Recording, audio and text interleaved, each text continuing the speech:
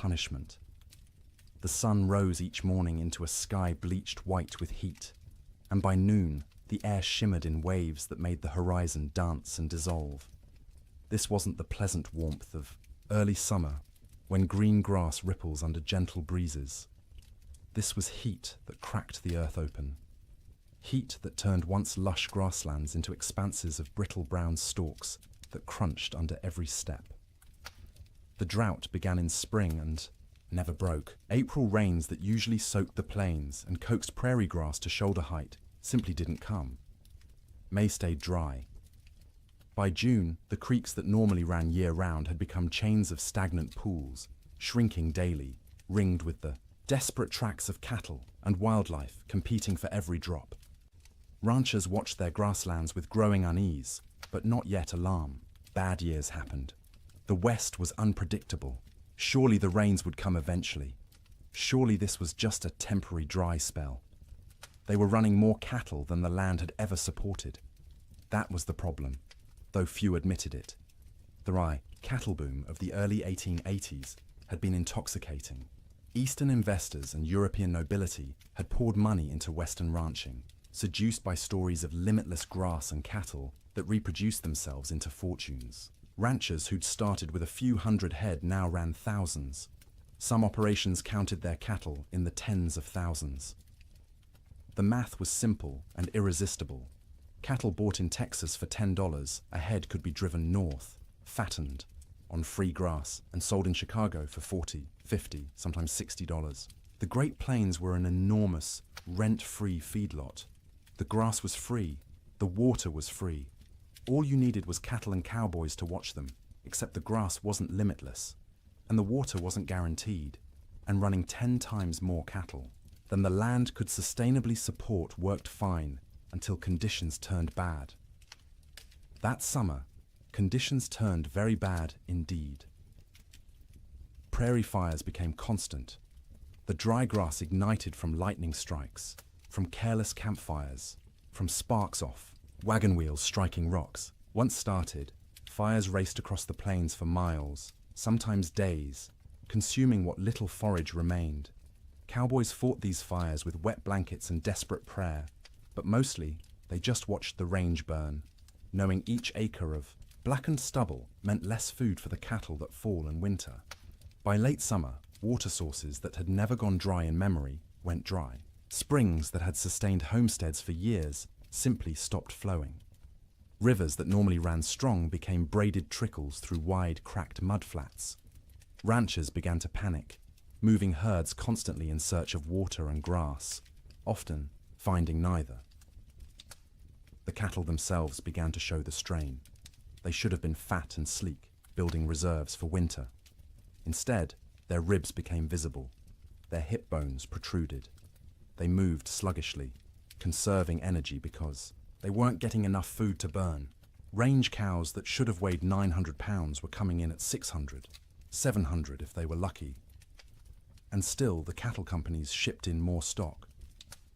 The pressure from investors back east, from shareholders in London and Edinburgh who'd never seen a prairie or a longhorn, was relentless. Maximize the herd. Use every acre. The reports sent back to investors spoke of temporary setbacks and cyclical weather patterns, but projected ever-increasing profits. The cowboys knew better. In bunkhouses and around campfires, they talked about what was coming. You didn't need to be a genius to do the math. Cattle going into winter already weak, grass already depleted, and winter always came to Montana, always came to Wyoming and Dakota. The question wasn't whether winter would be hard. Winter was always hard. The question was whether the cattle and the men who tended them could survive it in their already weakened state. Then came the signs. The old-timers noticed first. In early November, almost a month earlier than usual, the geese began flying south, not in their typical leisurely migrations, but in huge, urgent flocks that darkened the sky and flew from dawn to dusk. They weren't stopping to feed in the prairie ponds. They were getting out. Beavers, whose lodges dotted every creek and river, were observed gathering more wood than anyone had ever seen. They piled branches and logs until their lodges looked like timber fortresses rising from the water. Animals preparing for something. The cattle themselves grew thicker coats. Not just the usual winter hair, but shaggy, dense fur that made them look like bison. Ranch hands joked about it nervously. "Looks like the cows know something we don't," they'd say, and try to laugh, but the laughter always sounded forced. Weather-wise ranchers, men who'd spent decades reading the land and sky, felt it in their bones. The air pressure fluctuated wildly. The wind patterns shifted strangely. The autumn sunset cast peculiar colors across the clouds, orange and purple and sickly green, like bruises spreading across the horizon.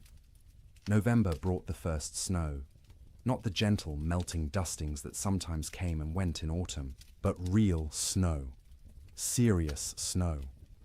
It fell for 3 days, accumulated to 8 inches in places, and when it finally stopped, the temperature dropped below zero for the first time that season.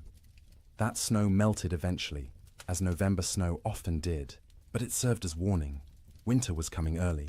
Winter was going to be serious. The smart ranchers, the cautious ones, began laying in extra hay, stockpiling firewood, bringing cattle closer to ranch headquarters, where they could be watched and, if necessary, fed through bad stretches. But most didn't. Most couldn't. The scale of operations had grown too large. You couldn't barn 20,000 head of cattle. You couldn't buy enough hay to feed them through a Montana winter even if you wanted to. The entire business model of open-range ranching depended on cattle foraging for themselves, year-round, regardless of weather. This had worked mostly for years. The previous winters had been unusually mild. Cowboys spoke wistfully of the winter of '85, when temperatures barely dropped below freezing and cattle grazed comfortably all season. Or '84, when snow came late and melted early. They'd gotten complacent. The land had been kind, and they'd mistaken kindness for weakness. In December, the unease grew. The air felt wrong, too still, too heavy. The sky stayed overcast for weeks, a low ceiling of grey that pressed down like a lid. Snow fell intermittently, never enough to cause real problems, but enough to dust the brown grass white and make foraging harder for cattle already struggling. Christmas came and went. Cowboys celebrated in bunkhouses with what meager supplies they had. Some ranches managed a turkey or goose. Most made do with beans and bacon and whatever whiskey had survived the year. They sang songs and told stories and pretended everything was normal, but the worry was always there. A cold knot in every stomach. New Year's Day, 1887 dawned clear and brutally cold, negative 20 degrees in some places, but clear. You could see for miles, the snow-dusted prairie rolling away to a horizon sharp as a knife edge. Cowboys rode out to check on cattle, found them bunched in coulees seeking shelter from the wind, but alive, still managing. For 8 more days, the cold held, but remained bearable, survivable. Cattle poured through snow to reach grass. Cowboys kept fires burning in bunkhouses and took turns on night watch. Ranchers' wives cooked enormous meals, knowing their men needed calories to stay warm. And then came January 9th. The morning started deceptively calm. The killing wind from the north that had blown for days suddenly stopped. The temperature rose, slightly enough that men went out without their heaviest coats. There was even talk of a Chinook coming, one of those warm winds that could raise temperatures 40 degrees in an hour and melt snow in a day. But this wasn't a Chinook coming. This was something else entirely. The calm before the storm isn't just a saying. It's meteorological reality. The stillness that morning was the pressure dropping, the atmospheric conditions realigning, the sky gathering its strength to unleash something that would be remembered for generations. By mid-morning, the first flakes fell. By noon, the world had disappeared into white, and the temperature, instead of rising, began to fall, and fall, and fall, until cold became something no one on the northern plains had experienced before, until winter stopped being a season and became an enemy that wanted everything dead. The autumn of warnings was over. The winter of death had arrived. The bunkhouse sat low against the prairie, a squat rectangle of rough-hewn logs chinked with mud and moss that had dried and cracked over successive seasons. It wasn't designed for comfort. It was designed to be built quickly and cheaply to house as many men as possible in the smallest space and to provide just enough shelter to keep those men alive through winter so they could work come spring. Most bunkhouses were single rooms, maybe 30 feet long and 15 wide, with a ceiling so low a tall man had to duck under the support beams. The logs were never properly squared, so gaps showed between them, filled haphazardly with whatever materials were at hand. Clay, newspaper, old rags, horsehair mixed with mud. In winter, you could stand in the middle of the room and see daylight, through a dozen cracks, and where light came through, so did wind. The door was thick plank, hung on leather hinges because metal hinges were expensive and had to be freighted in from distant towns. It never quite fit the frame, so a gap at the bottom let in a constant stream of cold air that flowed across the floor like invisible water. Cowboys stuffed rags under it every night. By morning, frost would have formed on those rags, turning them stiff as boards. There was usually one window, if you could call it that, a square cut in the logs, covered with oiled paper stretched over a wooden frame. Or if the ranch had any money, actual glass brought in at considerable expense and constantly at risk of cracking in the cold. Most bunkhouses just had the oiled paper, which let in a murky amber light during the day and absolutely nothing at night. The bunks lined both long walls, stacked 2 or 3 high depending on how many men the ranch employed. Each bunk was nothing more than a wooden frame, rope webbing stretched across it in a grid. And on top of that, if you were lucky, a thin mattress stuffed with prairie hay. If you weren't lucky, just the rope webbing and whatever blankets you owned. The hierarchy of bunks was established and rigid. New men got the worst spots. Bottom bunks on the end nearest the door, where the cold draft flowed constantly and you'd be stepped on every time someone went outside to piss in the middle of the night. Top bunks were warmer because heat rose, but they put you closest to the roof where moisture from everyone's breath condensed and dripped. You'd wake with water spots on your blankets, sometimes ice if it was cold enough. Middle bunks away from the door were prime real estate, warmer than the bottom, drier than the top, away from traffic. Senior cowboys claimed these spots and defended them jealously. If you wanted one, you either waited years or fought for it, and fighting in a bunkhouse full of armed men rarely ended well for anyone. At the center of the room stood the stove, a cast-iron barrel stove or, in better bunkhouses, an actual manufactured stove with a proper firebox and damper. The stovepipe ran up through the roof, and where it pierced the ceiling, there was supposed to be a metal collar to prevent fires. There often wasn't. More than one bunkhouse had burned down from a too-hot stovepipe, igniting dried wood and old bird nests lodged in the rafters. The stove was life. When it was burning hot, the men closest could almost be comfortable. 5 feet away, you could still be cold. 10 feet away, in a corner bunk, you might as well be outside.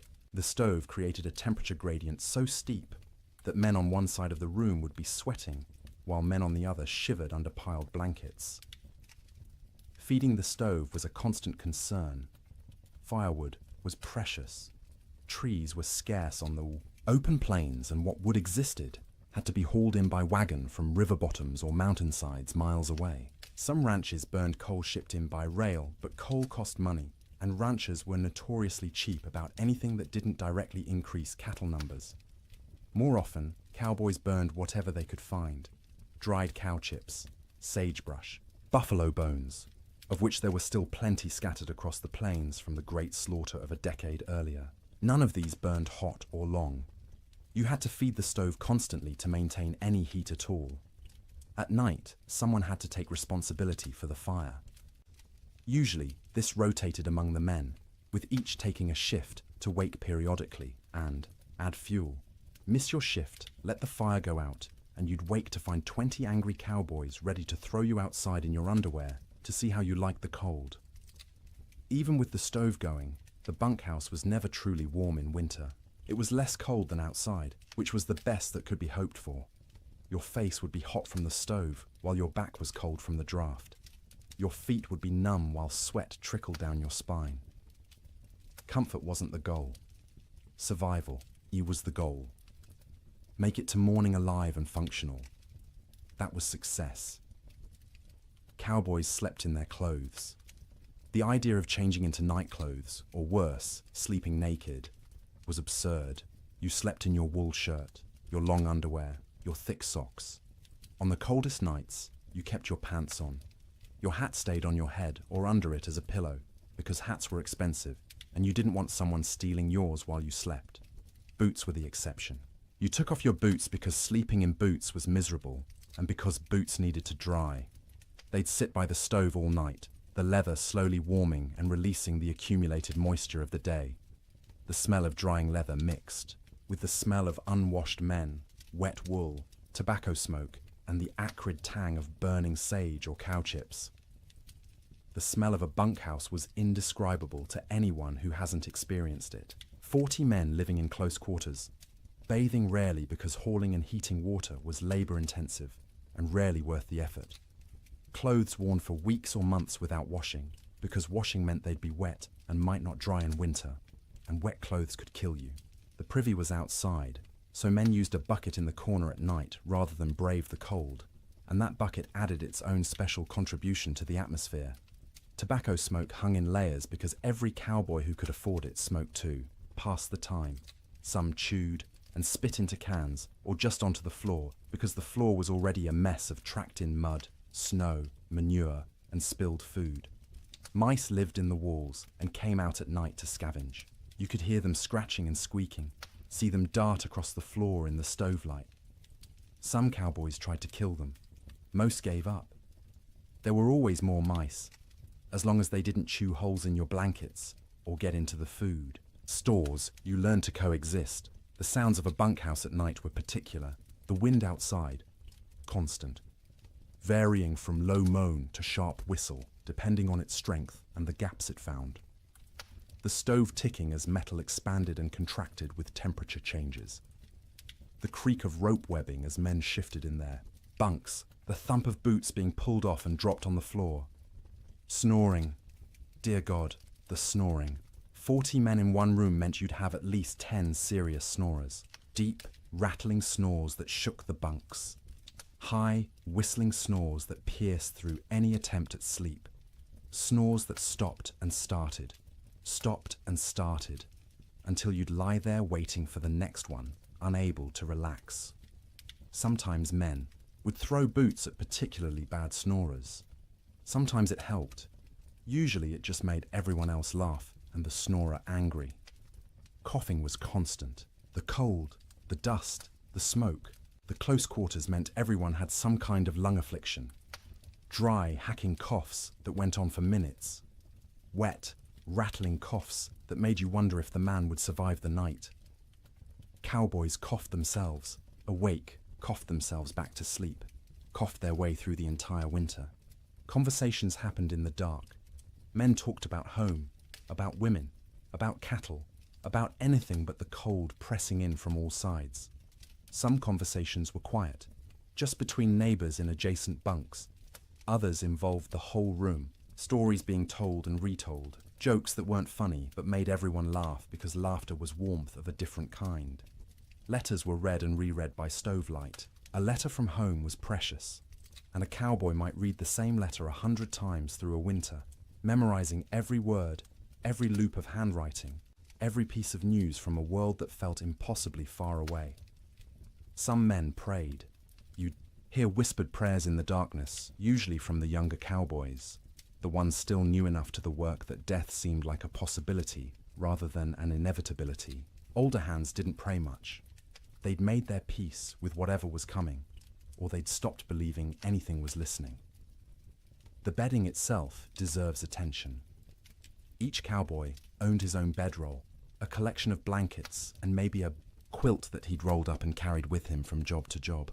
These blankets were wool, heavy and scratchy, and they accumulated the smell of their owner, along with the smell of horses, cattle, campfire smoke, and prairie dirt. In the bunkhouse, you'd unroll your bedding onto the rope webbing, which sagged under your weight and provided almost no cushioning. The ropes left permanent patterns pressed into your back and legs.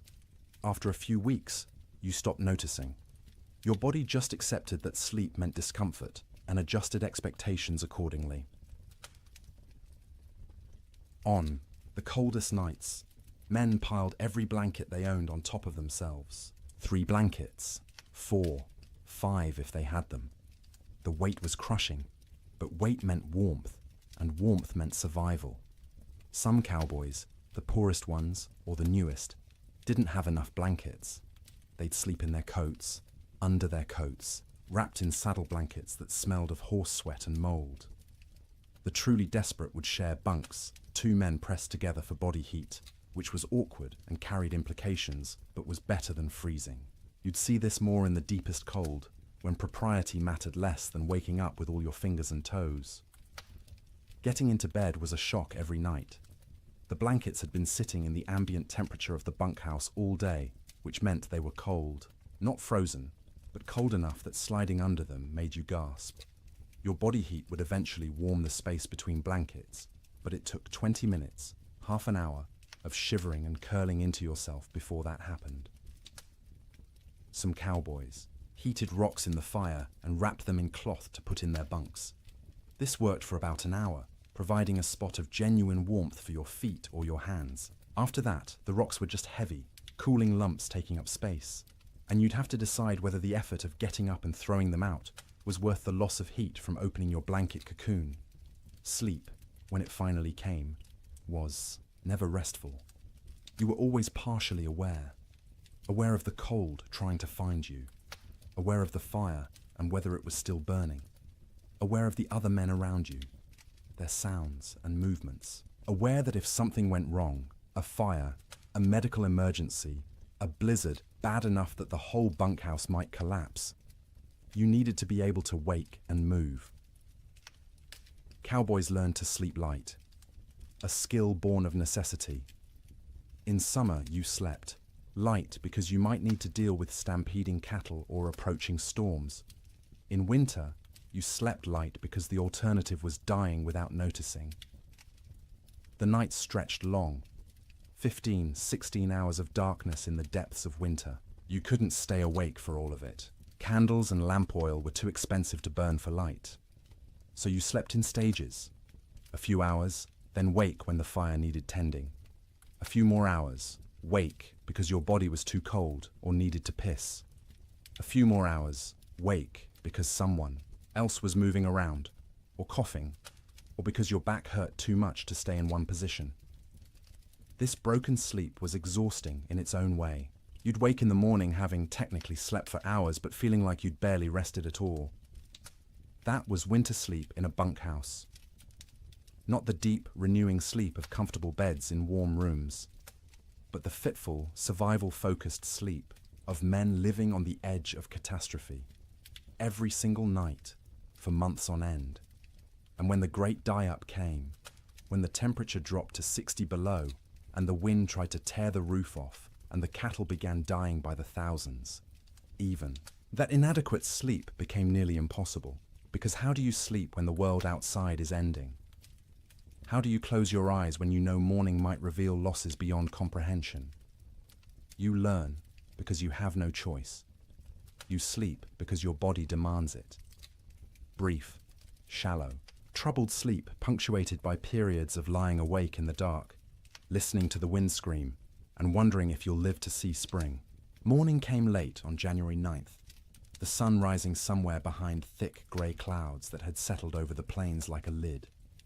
Cowboys rolled out of their bunks around 6, the usual time, groaning and stiff from another night on rope webbing and thin mattresses. The bunkhouse was cold, but not impossibly so. Maybe 20 degrees inside, which meant the fire had held through the night.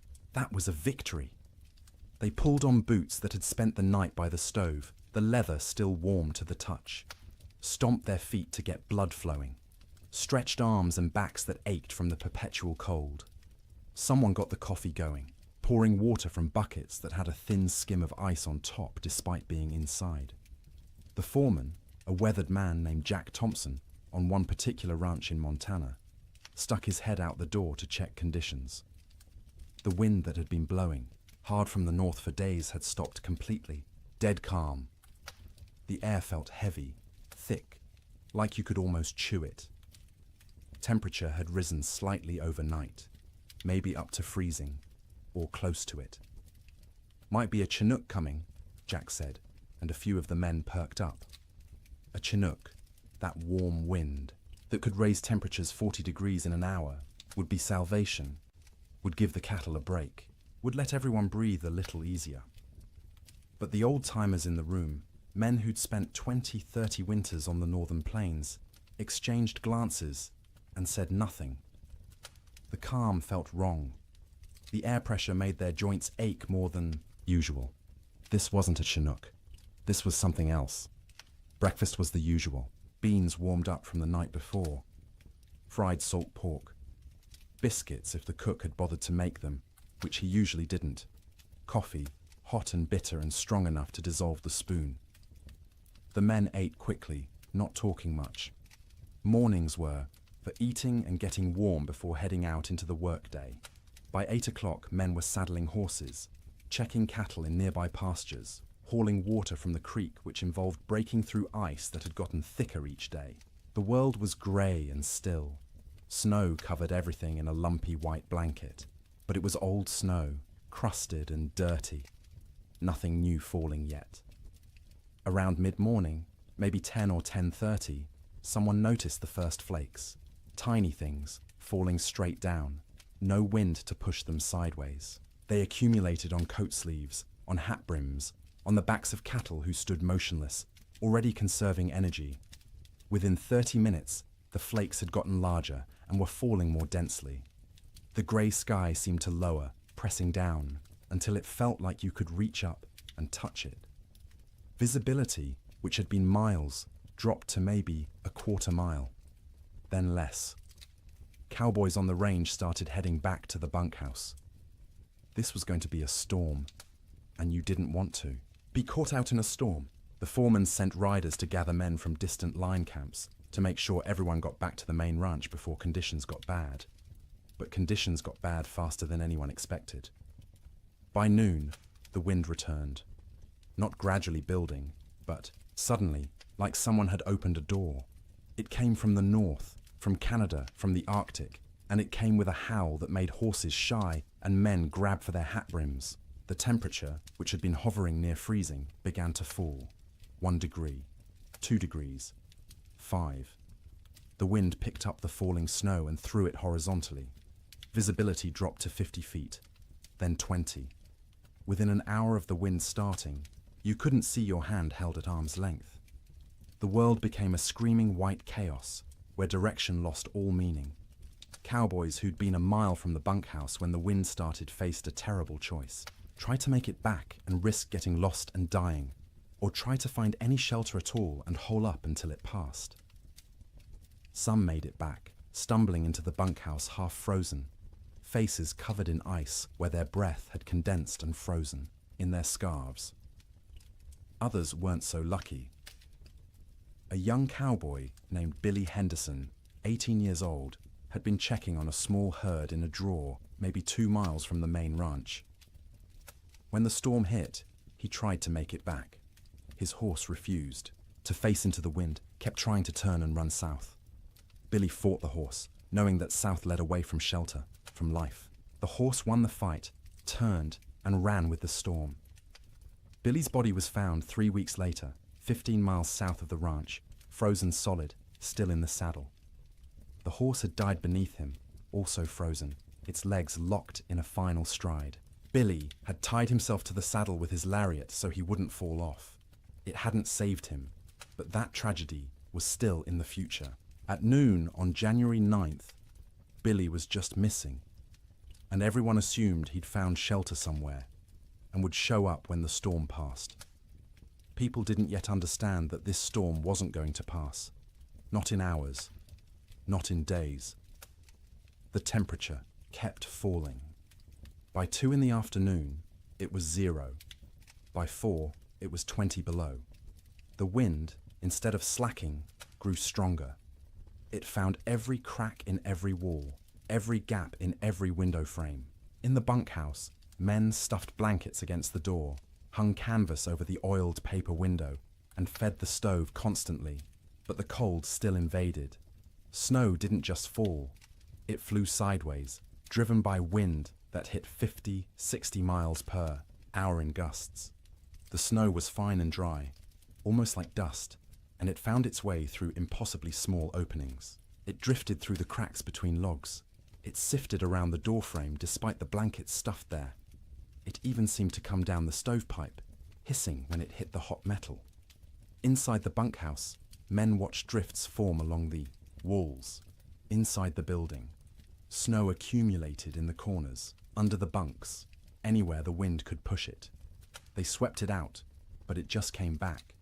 Eventually, they gave up and let it pile. The sound was overwhelming. The wind screamed. There's no other word for it.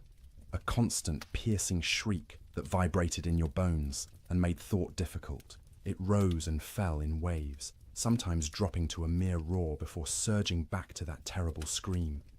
Men had to shout to be heard 3 feet away. Between the wind's screams came other sounds. The building itself groaning under the assault. The roof lifting and settling as wind tried to peel it off. The sharp crack of wood contracting in the cold. The rattle of the stovepipe shaking in its collar. And from outside, distant but unmistakable, the sound of cattle, bawling, calling, the sound of thousands of animals confused and frightened and beginning to suffer. The cowboys listened to that sound and knew they were helpless. You couldn't go out in this. Going out meant dying. The cattle were on their own. The temperature hit 40 below by midnight.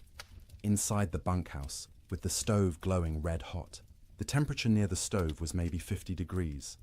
10 feet away, it was freezing. 20 feet away, in the corner bunks, water left in cups froze solid. Men piled on every piece of clothing they owned. 2 pairs of pants, 3 shirts, 2 coats, gloves and mittens worn indoors, blankets wrapped around shoulders like shawls. Some men wrapped their heads in scarves, leaving only their eyes visible, and still they shivered. The night of January 9th was the longest night most of those men ever experienced. Sleep was impossible for many. The cold, the sound, the fear, the knowledge that outside cattle were dying by the hundreds, by the thousands, all combined to keep eyes open and minds racing.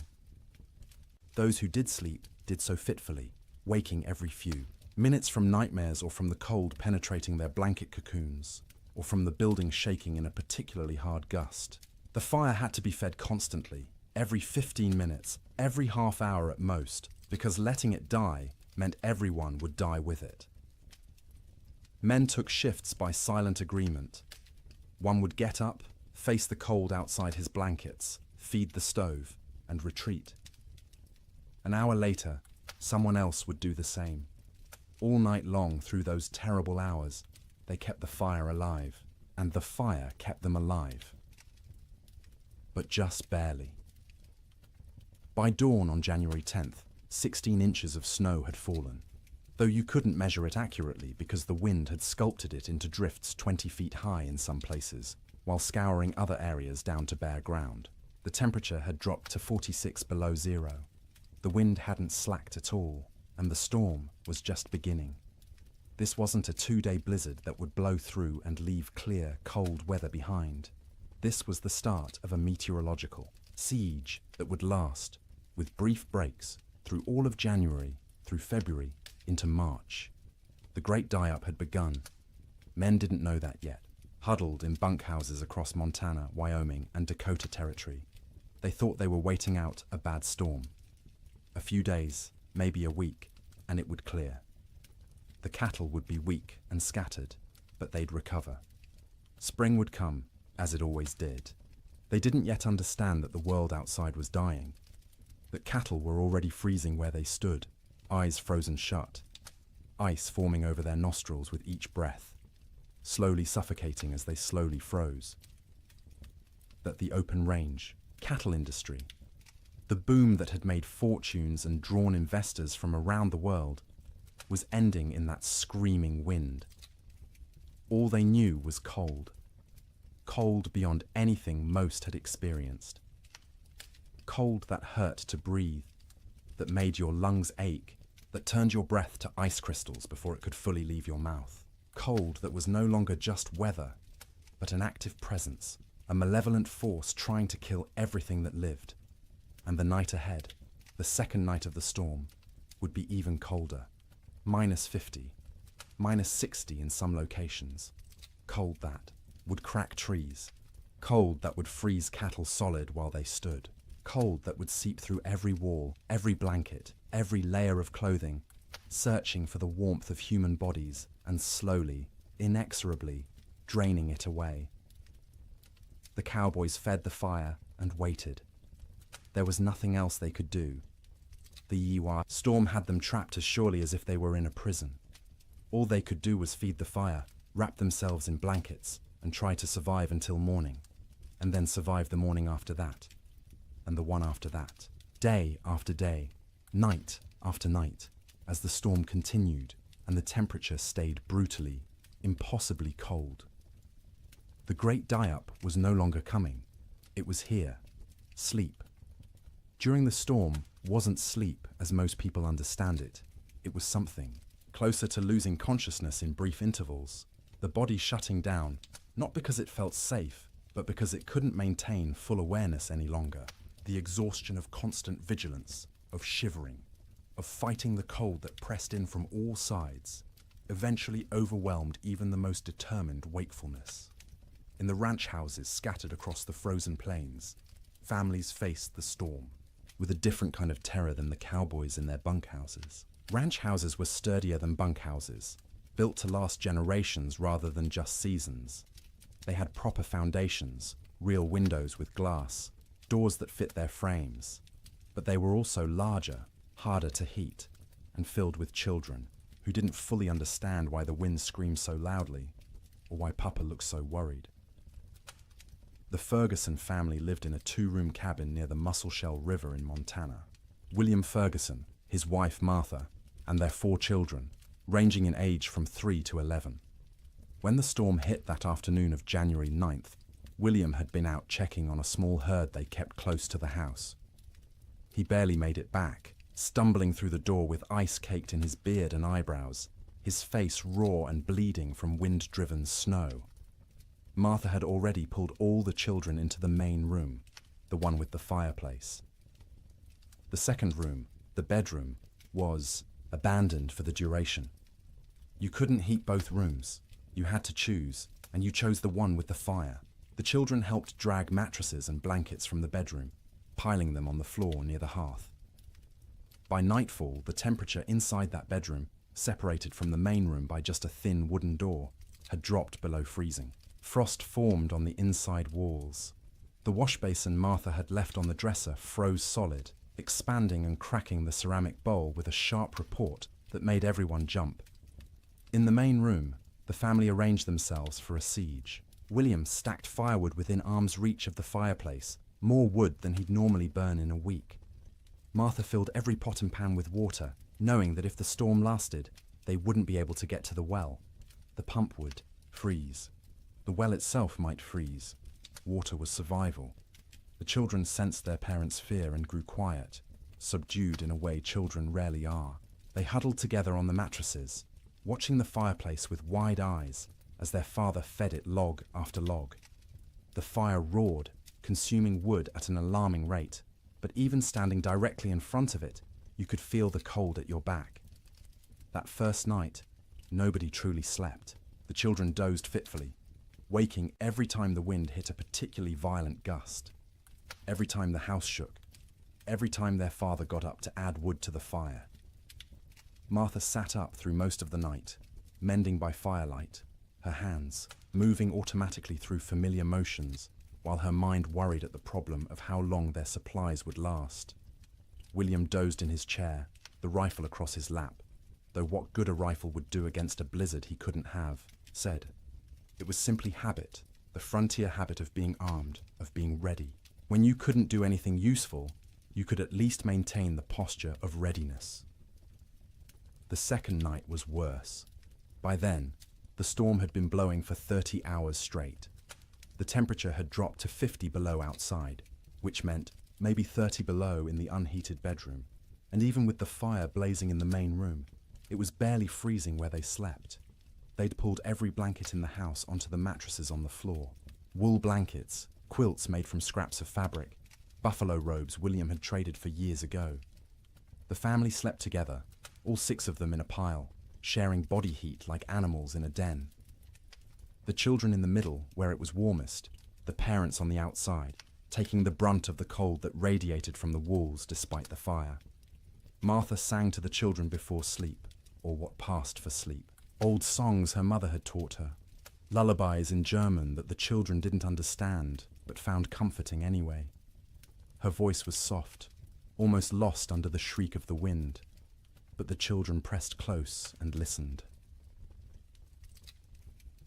William lay on, his back staring at the ceiling, listening to the roof creak and groan.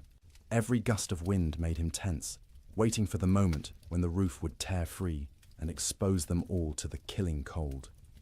It never did, but the fear never left either. Sleep came in stages. The youngest child, 3-year-old Emma, went first, exhausted from crying earlier in the day. She whimpered and fussed until her eyes finally closed and her breathing deepened. Her 7-year-old brother James followed, fighting sleep as long as he could, determined to be brave, to stay awake like the adults. But his eyes drooped, opened, drooped again, and finally stayed closed. The 2 older children, 11-year-old Sarah and 9-year-old Thomas, took longer.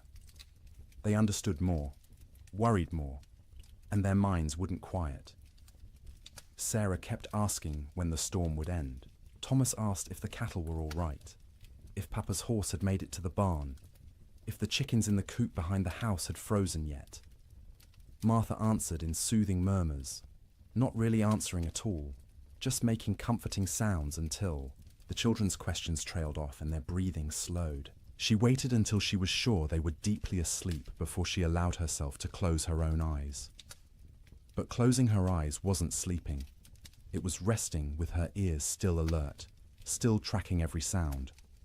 The fire crackling, William shifting position, the wind pounding against the walls, the house settling with creaks and groans. Her mind catalogued each sound, assessed whether it meant danger, and only when satisfied the house still stood did she allow herself to drift towards something like sleep. William didn't sleep at all that second night. He dozed for minutes at a time, jerking awake at every sound, every change in the wind's pitch. Twice he got up to add wood to the fire, moving carefully to avoid stepping on children. Each time he stood, the cold away from the fire hit him like a physical blow. The air near the ceiling was noticeably colder than the air near the floor. Heat rose but couldn't escape fast enough through the gaps in the roof, so it pooled up there, wasted, while down where they slept, it was barely enough. Around midnight, by William's pocket watch, Emma woke crying. She was cold, she said, her teeth chattering. Martha pulled the child against her chest, wrapping her arms around her, trying to share warmth. Emma's feet were like ice, even though she wore wool socks and was buried under blankets. Martha rubbed the small feet between her hands, trying to restore circulation, terrified of frostbite. The child eventually quieted and fell back into restless sleep. But Martha stayed awake, feeling those cold little feet pressed against her stomach, wondering how much longer the storm could possibly last. The third night, exhaustion had set in so deeply that sleep came easier, even though conditions had gotten worse. The temperature outside bottomed out at 63 below zero. Inside, with the fire consuming wood at a frightening rate, they'd managed to keep the room at maybe 15 degrees, cold enough to see your breath, cold enough that the water in the pots near the fire had a skim of ice if you didn't stir it regularly, but not cold enough to kill. Not yet. The family had learned the rhythm of storm sleep. The children slept piled in the center, a tangle of arms and legs and shared warmth. The parents took turns in short shifts. Martha sleeping for 2 hours while William tended the fire and watched. Then William sleeping for 2 hours while Martha kept vigil. During her watch, Martha would sit close to the fire, feeding it, listening to her children breathe, and praying silently. She'd been raised Lutheran, not given to emotional displays, of faith, but now she prayed with desperate intensity, for the storm to end, for the wood to last, for her children to wake warm in the morning, for spring to come, impossible as that seemed in the howling dark. During his watch, William planned how to ration the wood, where to find more if it ran out, though going outside was suicide in these conditions. What they'd do when the food ran low. They had beans, flour, salt pork, and cornmeal. Enough for maybe 2 weeks if they were careful. But what if the storm lasted longer? What if they couldn't get to town when it ended because the snow was too deep?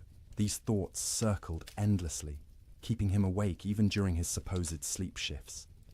He'd lie down, close his eyes, and his mind would immediately start calculating. How many logs they'd burned, how many were left, how cold it was, how long they could survive. The children slept better than the adults, helped by the simple resilience of youth. Their bodies demanded sleep and they gave in to it, even in conditions that would have seemed impossible before the storm.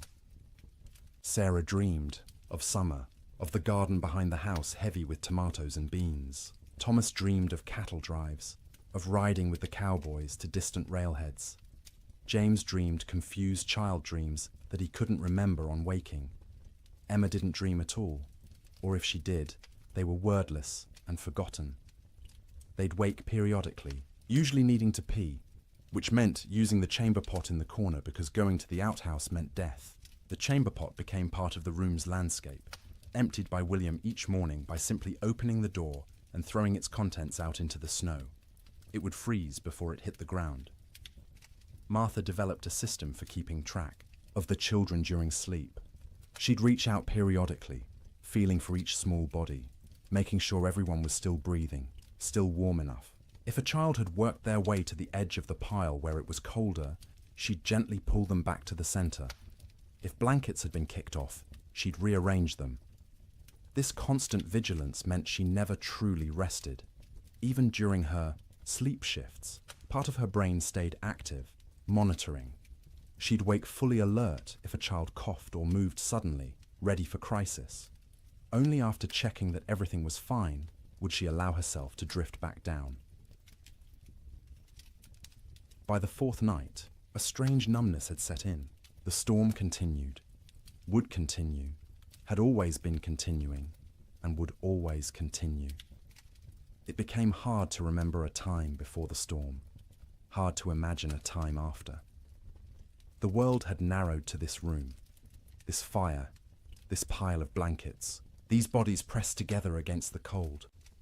Sleep became deeper out of sheer exhaustion. The body can't maintain high alert indefinitely. At some point it simply gives up and crashes, regardless of external conditions. The children slept hard, twitching occasionally, making small sounds, but not fully waking. Martha and William slept in longer stretches, waking only when their internal alarms screamed that the fire needed tending or a child needed checking. The quality of that sleep was poor, dreams were vivid and often nightmarish. Martha dreamed of water freezing in her children's lungs, turning them to ice from the inside out. William dreamed of the roof tearing away and snow pouring in, burying them all in a white tomb. They'd wake gasping, hearts pounding, and need several seconds to remember where they were, that they were still alive, that the nightmare wasn't real. Not yet, but underneath the nightmares was the simple, animal relief of being horizontal, of having their eyes closed, of not having to actively fight the cold for a few hours. Their bodies took what rest they could get, storing it against future need, repairing what damage they could before the next crisis. In bunkhouses across the territory, cowboys experienced similar struggles. The difference was they had no children to protect, which freed them from that particular anxiety, but they also had less motivation to push through. A man alone can give up more easily than a father with children depending on him. Some cowboys did give up, in a sense. They wrapped themselves in every blanket they owned, lay down in their bunks, and simply stopped trying. They'd sleep for 20 hours straight, only waking to eat a little and relieve themselves before returning to their cocoons. This wasn't laziness, it was a survival strategy. In extreme cold with limited food, the best thing you can do is stay still, conserve energy, and wait. Others couldn't do it. The type of man who became a cowboy was often too restless, too active, to simply lie still for days. They'd pace the bunkhouse, drive everyone else crazy, gamble with cards or dice, anything to pass the time and distract from the gnawing fear that the storm might never end. In both bunkhouses and ranch houses, sleep became not rest, but simply another way of enduring. The days and nights blurred together into a continuous state of semi-consciousness, where you were never fully awake, but never fully asleep either. Your body was present, wrapped in blankets near a fire, but your mind wandered strange paths, disconnected from reality. And through it all, the wind screamed. The cold pressed in, the fire consumed wood, and people slept, or tried to sleep, or pretended to sleep, because what else could they do? Going outside meant dying. Staying awake meant slowly going insane from the sound and the fear. So they slept. Poorly, fitfully, desperately. But they slept. And each morning they woke, surprised on some level to find themselves still alive, still, together, the fire still burning. The storm would eventually end, but not yet. Not for many days yet. And each of those days would require sleep stolen from between crises, rest grabbed in brief intervals, dreams haunted by cold and wind, and the terrible knowledge that outside the world was dying. The cattle felt the storm coming before any human did. Their instincts, honed by millennia of evolution, read signs in the air pressure, in the quality of light, in the way the wind tasted. When the first flakes began to fall on January 9th, cattle across the northern plains began to move, not panicked running, purposeful drifting, south, always south, away from the north wind that carried death in its teeth. They moved in groups, small herds combining into larger herds, thousands of animals flowing across the white landscape like a slow river seeking lower ground. Consider one cow, a 3-year-old Hereford mix, red and white, branded with the Rocking M brand on her left hip. She'd been born on this range, knew every coulee and creek, had survived 2 previous winters without particular hardship. She was carrying a calf, due in spring, and the pregnancy had left her thinner than usual going into winter. Not starving, but without the thick layer of fat that would have been ideal. When the snow started falling heavily and the wind began to rise, she was grazing, in a shallow draw with perhaps 50 other cattle. They'd been pouring through existing snow to reach the dried grass beneath, working methodically, conserving energy. The new snow started covering the ground quickly, and the cow lifted her head, testing the air. The wind came from the north with a sound like tearing fabric. The cow turned her back to it instinctively, and every other animal in the draw did the same. They began walking south, not because they knew south led to safety, but because south meant away from the wind, and the wind had to be avoided. They walked steadily for hours. The snow was falling too thickly to see more than a few feet ahead, but cattle can navigate by sense of smell and by following the animal in front of them. The cow found herself in the middle of the group, which offered some shelter from the wind, but also meant she had to keep moving at whatever pace the herd set. By nightfall, they'd walked perhaps 5 miles. Not far, but the constant fighting against wind and snow was exhausting. The temperature had dropped dramatically, and the cow's breath froze in clouds of white vapor. Ice was forming on her eyelashes, making it hard to see. Her legs ached from pushing through snow that was now knee-deep in places. The herd came to a fence line, relatively new barbed wire strung between posts to mark the boundary of someone's claimed range. The cattle turned and walked along the fence, looking for a way through or around. They found neither. The fence extended as far as they could sense in both directions. Cattle aren't stupid, but they aren't problem solvers either. Finding their path blocked, they simply stopped. They stood with their backs to the wind, pressed against the fence line, and waited. For what, they couldn't have said. For the wind to stop. For the fence to disappear. For whatever force had always eventually made things better to make things better now. But things didn't get better. The wind increased. The temperature kept dropping. Snow accumulated on the cattle's backs. A heavy white blanket that they couldn't shake off because their muscles were already occupied with shivering, with the constant work of generating heat. The cow stood and shivered. Her body burned calories, trying to stay warm, calories she'd gotten from grass, but she hadn't eaten since morning and wouldn't be able to eat until she could paw through snow to reach grass beneath. She tried, lowering her head and pushing at the snow with her muzzle, but the wind-packed snow was too hard. Her hooves couldn't break through it either. Around her, other cattle made similar attempts. A few managed to find thin spots in the snow and got a few mouthfuls of dried grass. Most got nothing.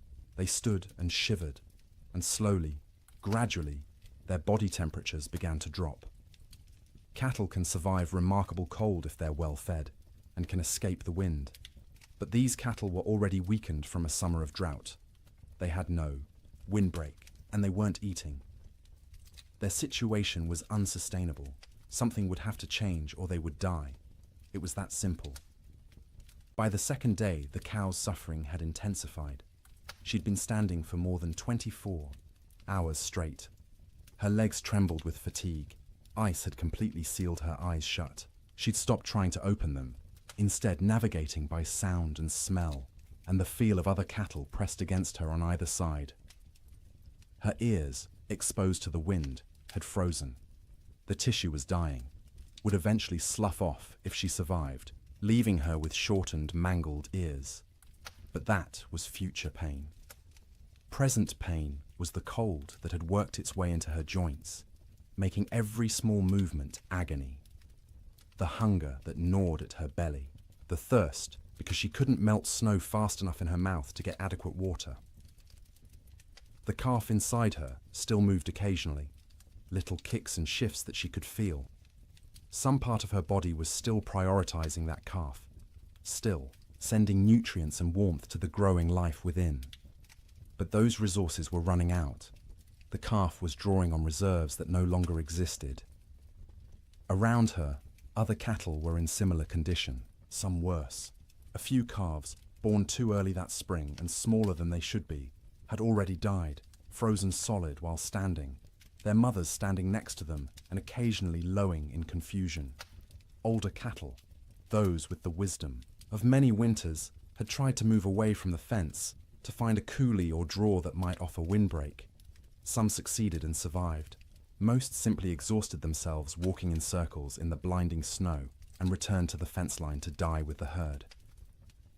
By the third day, the cow had stopped shivering. This wasn't because she'd warmed up. It was because her body no longer had the energy to shiver. Shivering is a metabolic furnace, burning calories to generate heat, but she'd burned through all available calories. Her body temperature was dropping toward equilibrium with the air around her. She was freezing to death. Her breathing had slowed. Each breath was an effort, drawing air so cold it hurt her lungs into a body that barely had the energy to exhale. Ice had formed around her nostrils, narrowing the passages, making each breath a fight. She was still standing, but only because the cattle around her held her upright. If they'd moved, she would have fallen. Her legs were locked, frozen in position, no longer taking commands from her failing brain. Her heartbeat had slowed to a sluggish thump-thump, thump-thump, each beat weaker than the last. The calf inside her had stopped moving. Whether it was dead or simply dormant, she couldn't tell, and wouldn't have understood if she could. Her maternal instincts, so strong just days ago, had been overridden by the body's desperate attempt to keep itself alive. Sometime late on the third night, or early on the fourth morning, it's impossible to know exactly when, the cow's heart stopped. 1 beat, 2 beats, then nothing. Her eyes, frozen shut, would never open again. Her legs, frozen in position, would remain standing. She'd become a statue of ice and meat, indistinguishable from the living cattle around her, except that she no longer breathed. She wouldn't fall for days, maybe weeks. The cattle packed around her held her upright, and when they eventually moved or died themselves, she'd topple over, frozen solid, and become one more carcass among thousands littering the plains. This scene repeated across hundreds of miles. Fence lines became death traps where cattle bunched up and died in groups. Ravines that should have offered shelter instead became graves as cattle crowded in so tightly they couldn't move, couldn't forage, and slowly froze together into a single mass of bodies. Riverbanks saw some of the worst carnage. Cattle seeking water found the rivers frozen solid, but their thirst drove them to try anyway. They'd crowd onto the ice, break through into the water beneath, and be unable to climb out. The current would push them under the ice, where they'd drown and freeze simultaneously. Spring would reveal riverbanks lined with carcasses, hundreds of cattle stacked like cordwood wherever the current had deposited them. Some cattle, driven by the wind and their own southward instinct, walked until they literally couldn't take another step. They'd collapse in open prairie, curl into a ball, as best their frozen legs allowed, and die where they fell. Snow would cover them within hours, creating smooth white mounds that looked like natural drifts until spring melt revealed the truth beneath. The death toll was staggering in ways that are hard to comprehend. A single large ranch might lose 10,000 head. Smaller operations lost everything. The Chicago stockyards, which normally received thousands of cattle per week from the northern plains, received almost none for months. The market for beef collapsed because there were no cattle left to sell. But numbers don't capture the reality. Numbers are abstract. The reality was hundreds of thousands of individual animals, each experiencing their own version of the cow's suffering. Each one cold, each one hungry, each one slowly freezing while standing in a wind that wouldn't stop screaming. Cowboys, safe in bunkhouses, could do nothing but listen to the cattle bawl. That sound, the massed calling of thousands of distressed animals, carried even over the wind. It rose and fell through the days and nights of the storm, a soundtrack of suffering that haunted the men who heard it. Some cowboys tried to help. They'd bundle up in every piece of clothing they owned, tie ropes around their waists, and venture out into the storm, with the other end of the rope tied to the bunkhouse door so they could find their way back. They'd struggle to where they thought. Cattle were usually unable to see them even when standing next to them, and try to herd them towards some shelter. It never worked. The cattle wouldn't move, or couldn't move, and the cowboys would burn through their body heat in minutes.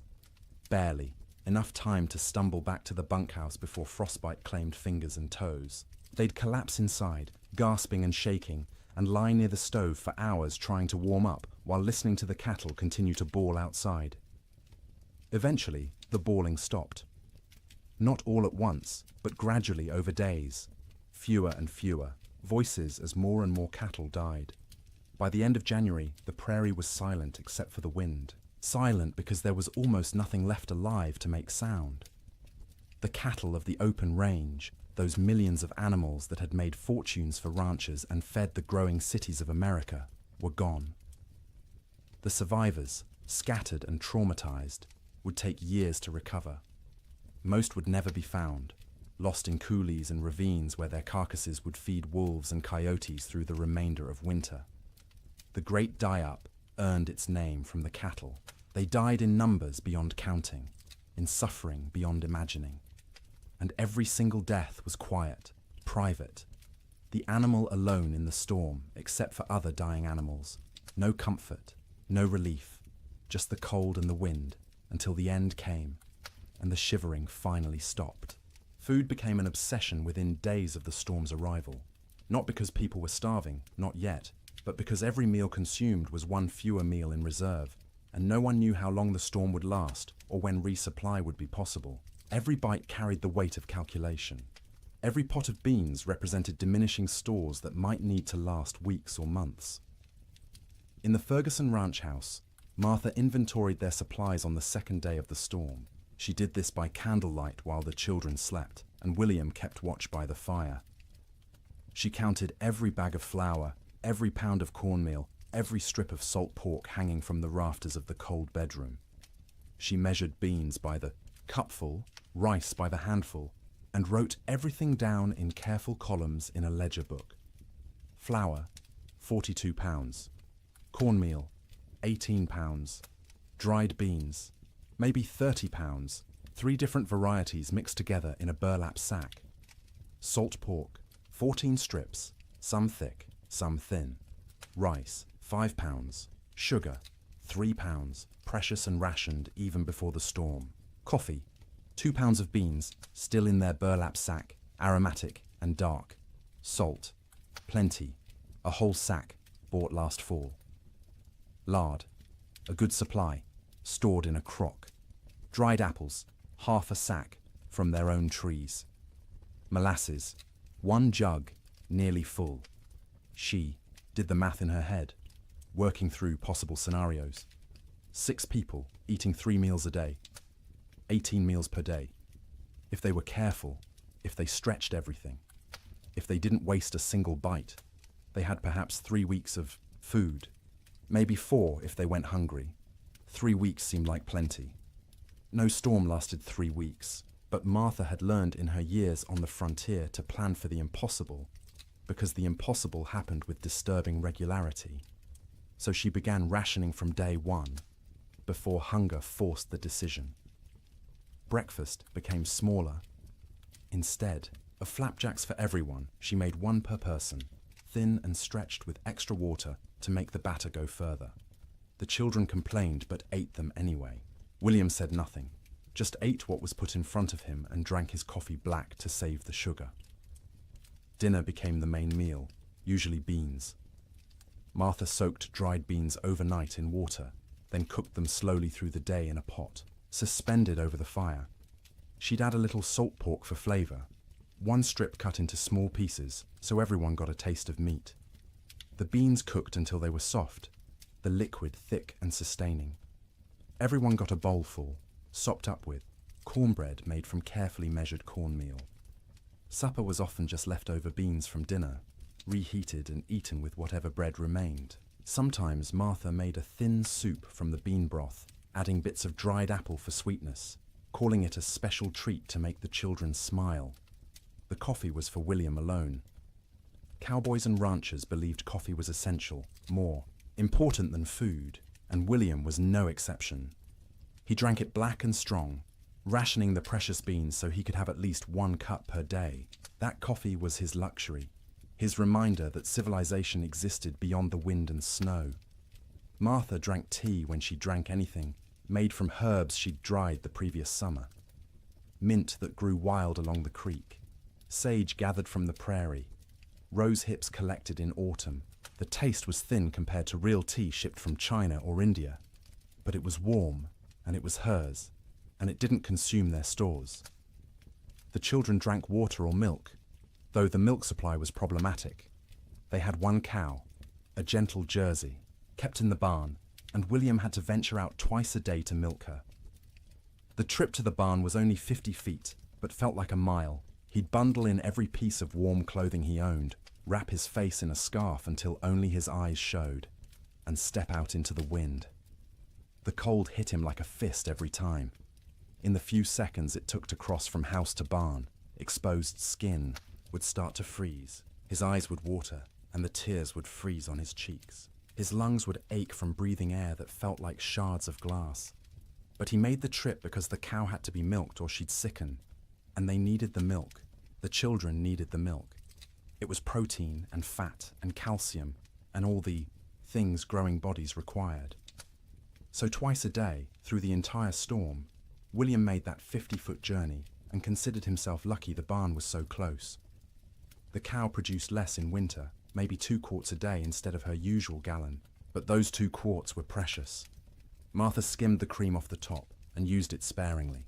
The milk itself went to the children, divided equally, measured carefully, so no one got more or less than their share. Cooking in extreme cold presented unique challenges. The fire had to be hot enough to cook food, but not so hot it consumed wood too quickly. Martha became expert at judging the flames, adding just enough fuel to maintain cooking temperature while stretching the wood supply. Water was perhaps the most critical resource. William filled every bucket and pot with snow scooped from outside the door, then left the containers near the fire to melt.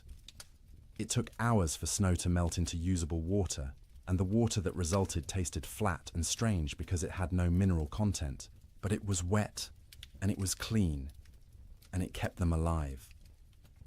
They couldn't wash dishes properly, couldn't waste water or wood heating water for washing. Instead, Martha wiped plates and bowls clean with rags, rinsed them quickly in cold water if necessary, and called it good enough. No one got sick from dirty dishes. There were larger concerns. Personal hygiene went by the wayside entirely. No baths, no washing hair, no changing clothes. Everyone wore the same shirts and pants for weeks, adding layers when cold, removing them when near the fire. The smell in the main room became oppressive, but you stopped noticing after a few days. It was just how things were.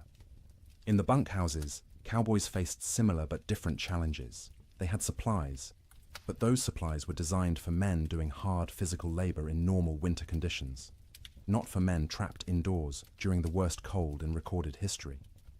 The typical bunkhouse larder consisted of dried beans, rice, flour, cornmeal, salt pork, bacon, maybe some beef jerky made from cattle slaughtered in the fall, coffee in large quantities because cowboys lived on coffee, sugar, salt, lard, sometimes canned goods if the ranch could afford them, but usually not. Canned goods were expensive and the freighting costs were prohibitive. The cook, if there was one, was usually an old cowboy too stove up for regular ranch work. He'd preside over the cast iron stove like a priest at an altar, creating meals from limited ingredients with whatever skill he possessed. Good cooks were treasured. Bad cooks were tolerated because the alternative was cooking for yourself, and cowboys were generally incompetent in the kitchen. One particular bunkhouse in the Judith Basin had a cook named Old Pete, called that to distinguish him from young Pete, who wasn't a cook and wasn't even particularly young, but was younger than Old Pete. Old Pete had cooked in army forts, in mining camps, on trail drives. He knew 100 ways to cook beans and could make bread in a Dutch oven that rivaled anything made in a proper kitchen. But even Old Pete struggled with the storm's duration and intensity.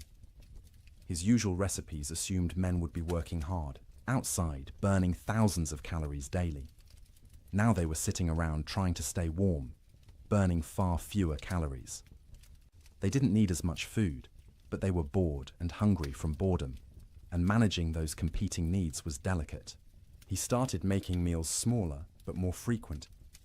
Instead of 3 large meals, he made 4 smaller ones, gave the men something to look forward to every few hours, something to mark the passage of time. Breakfast at dawn, such as dawn was, in the constant grey, a second breakfast mid-morning, dinner in early afternoon, supper at dark.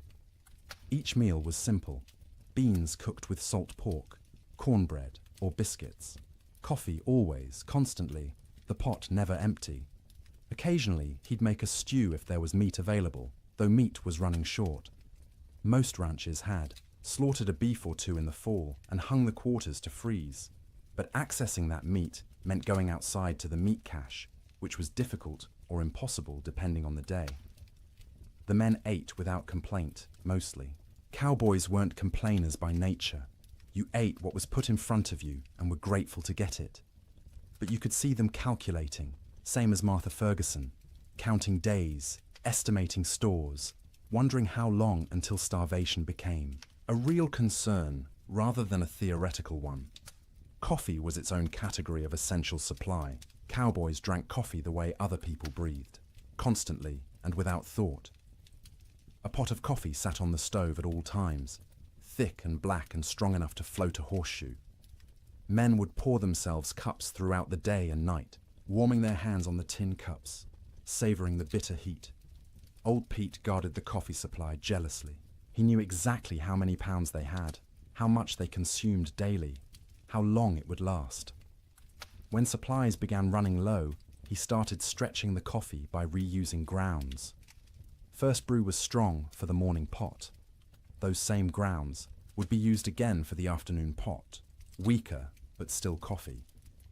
Sometimes he'd use them a third time, creating a thin brown liquid that was more idea than substance, but the ritual of drinking it was as important as the caffeine.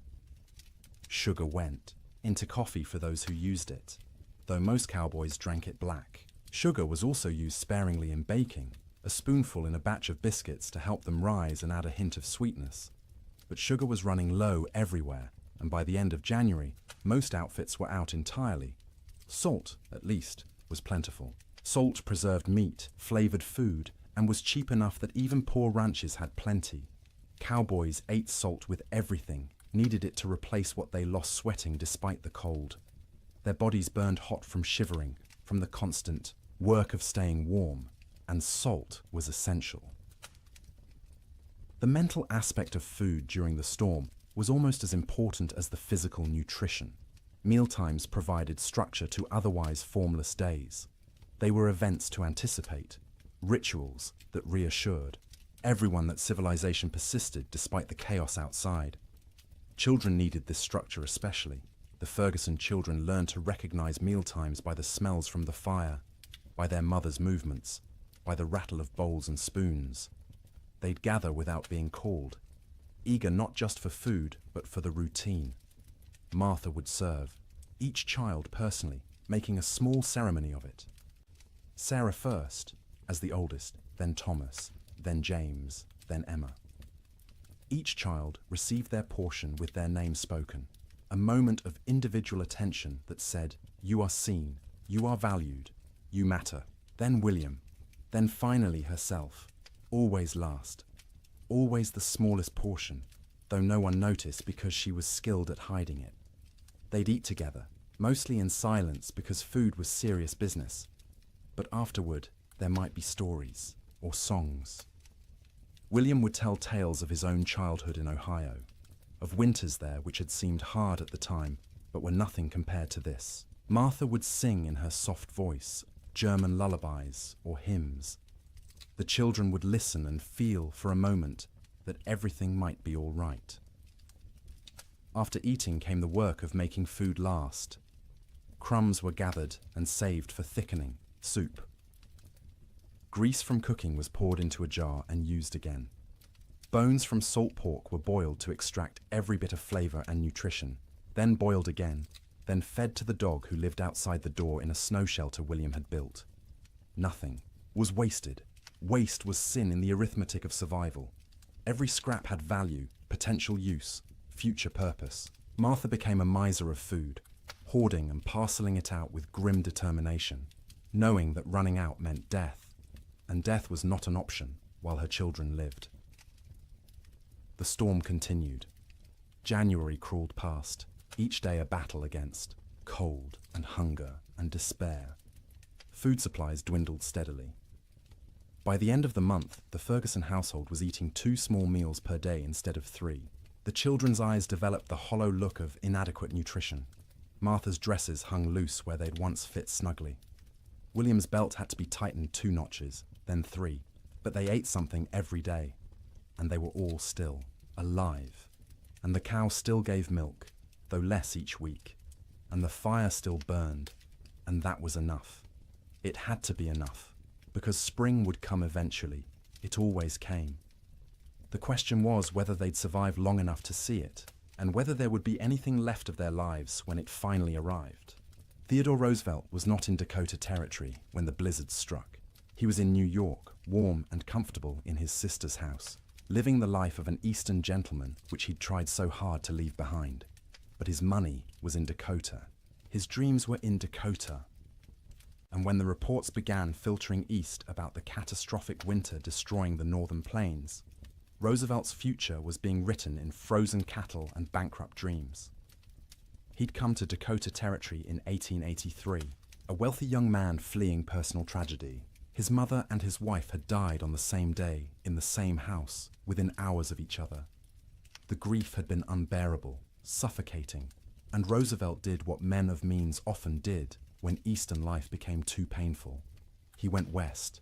He invested heavily in cattle ranching, buying into two operations: the Maltese Cross Ranch and the Elkhorn Ranch, both along the Little Missouri River in what would become North Dakota. He'd thrown himself into the work with characteristic energy, trying to become a real Westerner, a real cattleman. He'd learned to ride, to rope, to shoot. He'd earned grudging respect from cowboys who initially mocked his Eastern accent and glasses. Roosevelt loved the West with the passion of a convert. He loved the vast emptiness, the physical challenges, the sense of building something in a hard land. He wrote about it constantly in letters and journals, painting romantic pictures of cowboy life that had more to do with his ideals than reality. His ranches ran cattle on the open range like everyone else. Thousands of head, bought with Eastern money, fattened on free grass, and expected to multiply into a fortune. His partners and employees assured him the investment was sound. Cattle prices were strong. The range could support far more animals than they were running. Winter mortality was minimal in recent years. Roosevelt believed them because he wanted to believe. He needed the West to work, needed it to be the place where he could reinvent himself from grieving widower into rugged frontiersman. The cattle were symbols as much as investments, proof that he belonged in this harsh landscape. When the winter of 1886 to 1887 arrived, Roosevelt was back east, attending to political matters and family obligations.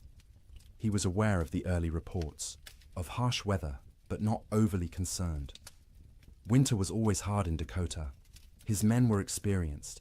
His cattle were hardy. Surely they'd manage as they had in previous years. The first letters from his ranch managers arrived in late January. They were careful, measured, not wanting to alarm their employer prematurely. The weather had been severe, yes. Cattle were suffering, certainly. But it was too early to assess the full damage. They'd know more in spring when they could ride out and conduct a proper tally. Roosevelt wrote back with questions. How severe? How many cattle were in danger? What measures were being taken to protect the herds? The responses, when they came weeks later, letters delayed by closed roads and disrupted mail service, were progressively more concerning. His ranch, manager at the Maltese Cross, a practical man named Sylvain Ferris, tried to be honest without being devastating. The storms had been worse than anything he'd seen in 20 years on the plains. The cold had been extreme, sustained, deadly. Many cattle were certainly lost. The exact number wouldn't be known until spring roundup. But Ferris estimated at least 30% mortality. Maybe more, 30%. Roosevelt did the math in his study in New York, sitting in a comfortable chair by a warm fire, trying to comprehend what those numbers meant. He owned roughly 5,000 head between his two ranches. 30% meant 1,500 dead cattle. At $40 a head, that was $60,000 lost, more than many men earned in a lifetime. But it was worse than the money. It was the failure of his Western dream. The revelation that the land he'd romanticized could be cruel, that nature didn't care about his needs or desires, that the West wasn't the frontier of opportunity he'd imagined, but a hard country that broke more men than it made. The letters continued through February and into March. Each one was grimmer than the last. 50% losses now estimated, maybe 60. Entire line camps reporting no surviving cattle at all. Fences lined with dead animals piled 3 deep. The Little Missouri River, when it thawed, clogged with carcasses that had to be dynamited free to restore flow. Roosevelt read these letters with growing horror and despair. He'd been so confident, so certain of success. He'd borrowed money, encouraged friends to invest, staked his reputation on the cattle business. And now it was all dying in a winter he wasn't even present to witness. In March, when travel became possible again, Roosevelt received a telegram from Ferris. Brief, direct, devastating. Come west, you need to see this. Roosevelt went. He took the train to Medora, the small town near his ranches, arriving in early April to a world transformed by death. The snow was melting, revealing what had been hidden. And what it revealed was carnage beyond anything he'd prepared himself for. He rode out with Ferris and other ranch hands to assess the damage. Everywhere they looked, cattle. Dead cattle. Frozen cattle. Cattle that had been dead so long the coyotes and wolves had already been at them. Cattle piled against fences. Cattle in ravines. Cattle scattered across the prairie like obscene statues. The smell was overwhelming. Thousands of rotting carcasses perfuming the air with decay. Roosevelt, who'd prided himself on his toughness, on his ability to handle frontier hardships, had to dismount and vomit. He wasn't alone. Even hardened cowboys were sickened by the scale of death. They rode for days, making tally, trying to determine what remained of the herds. Of Roosevelt's 5,000 head, fewer than 2,000 could be found alive. 60% losses. Some of those survivors were in such poor condition they'd likely die anyway. His investment, his dream, reduced by 2/3 in a single winter. The financial blow was severe. Roosevelt had invested approximately $80,000 in his cattle operations. He'd now lost at least $50,000, maybe more when accounting for lost breeding potential, disrupted operations, and the collapse of cattle prices as the market flooded with emergency sales from desperate ranchers. But Roosevelt was wealthy by birth. His family money cushioned the financial loss. He could absorb $50,000 and remain solvent, which most ranchers could not. What he couldn't absorb as easily was the emotional and philosophical blow. He'd come west believing in self-reliance, in the nobility of honest labor, in the frontier as a proving ground for American character. The Great Die-Up revealed those beliefs as naive. Self-reliance meant nothing when nature decided to kill everything. Honest labor couldn't prevent disaster driven by forces beyond human control. The frontier proved nothing except that it could kill you regardless of your character. Roosevelt spent several weeks at his ranches that spring, helping with the cleanup, the salvage operations, the grim work of trying to build something from the ruins. He participated in roundups, searching for surviving cattle, trying to assess what could be rebuilt. At night, he slept in the cabin at the Maltese Cross Ranch, the same cabin where his cowboys had weathered the storm. The bunks were still there, the stove, the smoke-stained walls. He'd slept here before on previous visits, treating it as an adventure, roughing it among the men. Now he slept in those bunks, knowing what they'd endured, what this room had protected them from. The cabin was small, cramped, cold even in April. Roosevelt lay on a rope bunk under wool blankets that smelled of smoke and men, and tried to imagine what January had been like. The wind screaming outside, the cold pressing in from all sides, the sound of cattle dying in the darkness, the knowledge that your livelihood, your future, everything you'd worked for was ending, and there was nothing you could do. He couldn't fully imagine it. He'd missed the actual storm, been warm and safe in New York while his employees fought for survival. That distance, that absence, haunted him. He'd been the investor, the gentleman rancher playing at being a cowboy. When it mattered, when the real test came, he hadn't been there. This realization changed him. Not immediately, not in one dramatic moment, but gradually over the following months and years. The West was no longer a romantic escape. It was a hard place where hard things happened, where nature was indifferent to human suffering, where the rules that governed Eastern society didn't apply. This understanding would shape his later conservation work. As president, Roosevelt would set aside millions of acres as national forests and parks, would push for scientific management of natural resources, would argue that the West's resources weren't infinite and needed protection. The cattle disaster of 1887 was the seed of that understanding. But in the spring of 1887, Roosevelt was just a wealthy young man surveying the wreckage of his dreams.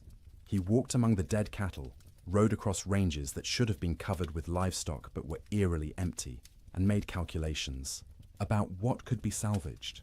His ranch managers were exhausted, traumatized by the winter they'd survived. Roosevelt listened to their stories with growing respect. These men had faced conditions he'd only read about and emerged alive, if not unscathed. Ferris told him about nights when they weren't sure the bunkhouse would stand, about mornings when they'd wake to find new snow drifted inside through the cracks, about the constant work of keeping fires burning, of rationing food, of listening to cattle die and being unable to help. Roosevelt paid his men bonuses, unexpected and generous, acknowledging what they'd endured. It was the least he could do, given that he'd been warm and safe while they'd nearly frozen. He also made a decision. He would not abandon his Dakota ranches entirely, but he would not rebuild to previous scale. The open range era was over. The land couldn't support the numbers they'd run. The climate was too unpredictable, the investment too risky. He kept the Elkhorn Ranch as a retreat, a place he could visit and remember why he'd come west in the first place. But the cattle operation was downsized dramatically. A few hundred head, manageable, with hay put up for winter feeding. A sensible operation rather than a grand adventure. The Maltese Cross was eventually sold. Too many bad memories. Too much money lost. Roosevelt needed to move forward, and that meant leaving behind the ranch that had represented such hope and ended in such disaster. In his autobiography, written years later, Roosevelt would describe the winter of 1886 to 1887 as a necessary education. The romantic had been burned away, leaving behind a more realistic understanding of nature and human limitations. The winter had killed his cattle and his illusions simultaneously, but he rarely spoke about what his employees endured. Their stories weren't his to tell, and he knew his own experience, arriving after the worst had passed, was nothing compared to theirs. He'd lost money. They'd nearly lost their lives. One story stayed with him, though, told by a cowboy at the Maltese Cross. During the worst of the storm, this cowboy had volunteered to check on a nearby line camp, worried about the two men stationed there. He'd ridden out with a rope tied around his waist, the other end tied to the bunkhouse, planning to follow the rope back if he got disoriented. The temperature was 50 below with howling wind. He'd made it half a mile before he couldn't feel his hands or feet, before the cold had penetrated so deeply he knew he was in danger of freezing. He'd turned back, following the rope, barely making it to the bunkhouse before collapsing. The two men at the line camp were found dead when spring came. They'd tried to wait out the storm, ran out of firewood, and froze in their bunks. The cowboy who'd tried to reach them carried guilt about that for the rest of his life, even though there was nothing he could have done. Roosevelt listened to this story and understood, perhaps for the first time, what winter on the frontier really meant. Sleep in Dakota, he realized, was a gift not to be taken for granted. Every night his men had survived was a victory against odds that should have killed them, and every morning they'd woken was a reminder that survival wasn't guaranteed, that warmth and shelter and life itself were temporary conditions that could end at any moment. Roosevelt returned east that spring, his Western adventure permanently altered. He would continue to love the West, would continue to visit and hunt and write about it, but he would never again be naive about its harshness. The winter of 1887 had taught him that nature didn't care about your dreams, your money, or your character. It simply existed, indifferent, and you survived or you didn't. His cattle were mostly dead. His investment was lost, but he was alive, and his employees were alive, and that had to be enough. January ended, but the storm did not. February arrived with no fanfare, no change, just another day of grey sky and screaming wind and cold that wouldn't break. People stopped marking days on calendars. Time lost meaning when every day was identical, an endless repetition of surviving until dark, surviving through dark, waking to survive again. The psychological weight of the storm's duration became as dangerous as the physical cold. Humans are resilient, but not infinitely so. We can endure terrible conditions if we believe they'll end. But when days stretch into weeks, weeks stretch toward months, and conditions remain unchanged, the mind begins to fracture in subtle ways. In the Ferguson household, the children grew quieter. They'd stopped asking when the storm would end. They'd stopped asking much of anything. They sat by the fire, conserving energy, their eyes following their mother's movements with an intensity that unnerved her. They were always hungry now, and the hunger made them old beyond their years. Martha found herself forgetting things. She'd go to the cold bedroom to fetch something and stand there, shivering, unable to remember what she'd come for. She'd start sentences and lose the thread midway, words dissolving like snow on her tongue. William said her name sometimes, and she wouldn't hear him, lost in thoughts that circled endlessly around food, fire, survival. William stopped shaving. There was no point. No one to see him except his family, and vanity seemed absurd when survival was uncertain.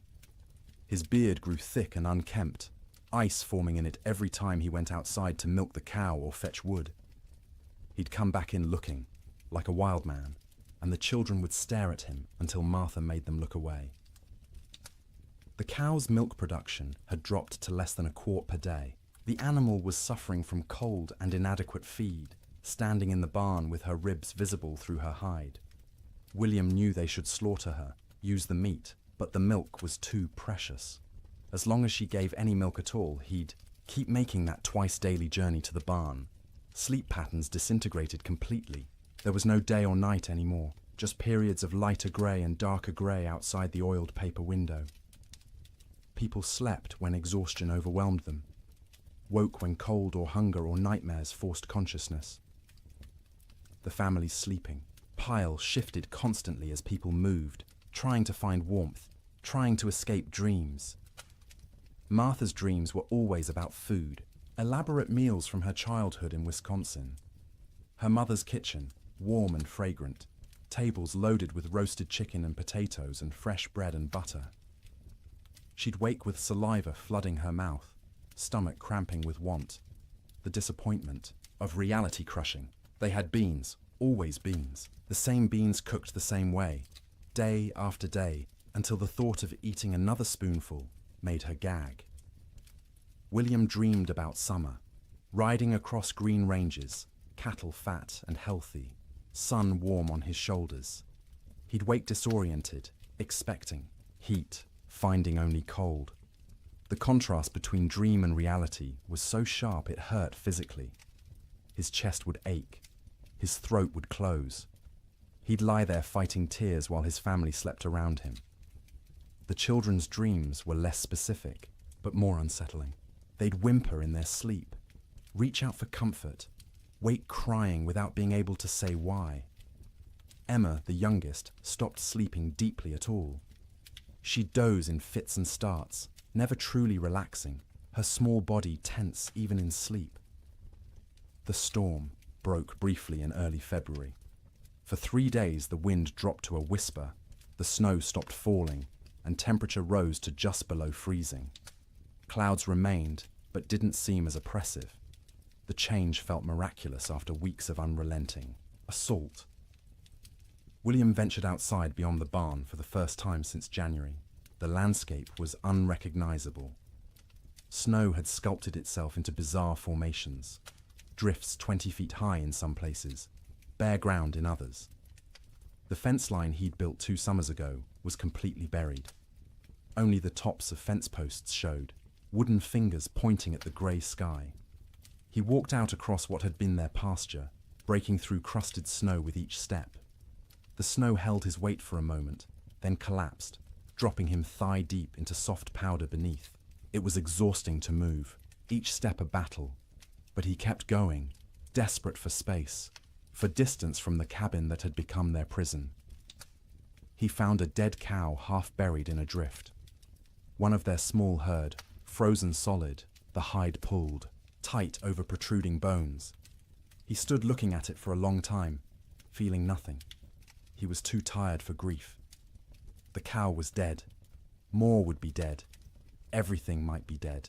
These were just facts now, beyond emotion.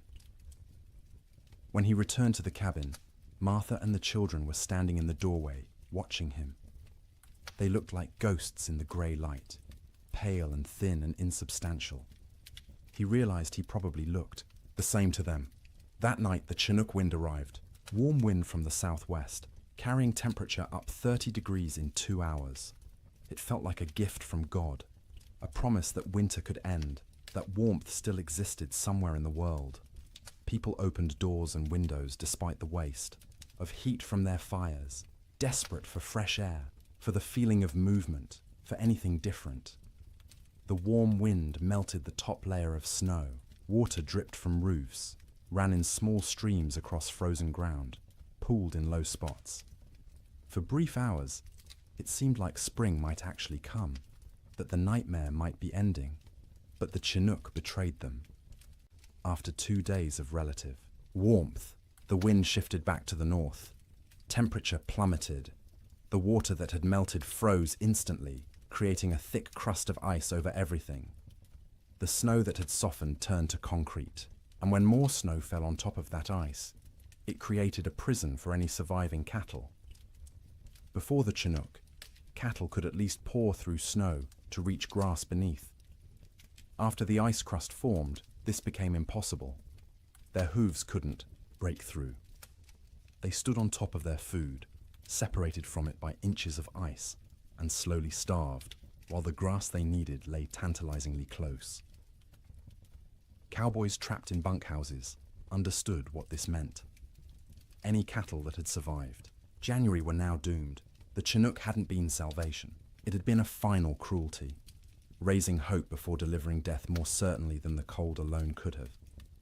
In the bunkhouses, men stopped talking about spring. They stopped talking much at all. Conversation required energy they didn't have. They lay in their bunks, wrapped in blankets, emerging only to eat the meager meals old Pete still managed to prepare, or to take their turns feeding the stove. The silence was worse than the earlier noise of men talking and joking and trying to maintain morale. Silence meant defeat. Silence meant they'd accepted that this was how things were now, that normal life was so far away it might as well not exist. Some men slept 20 hours a day. Their bodies had adapted to scarcity by shutting down, reducing all functions to bare minimum. They moved slowly when they moved at all, speaking in monosyllables, their eyes dull and unfocused. They weren't sick, exactly. They were hibernating, human versions of bears in dens, waiting for conditions to improve.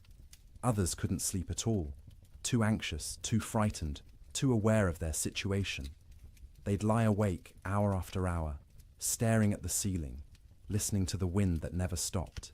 Their eyes developed a particular look, wide and staring, ringed with dark circles. Their hands shook constantly. They jumped at sudden sounds. Old Pete worried about these wakeful men more than the sleeping ones.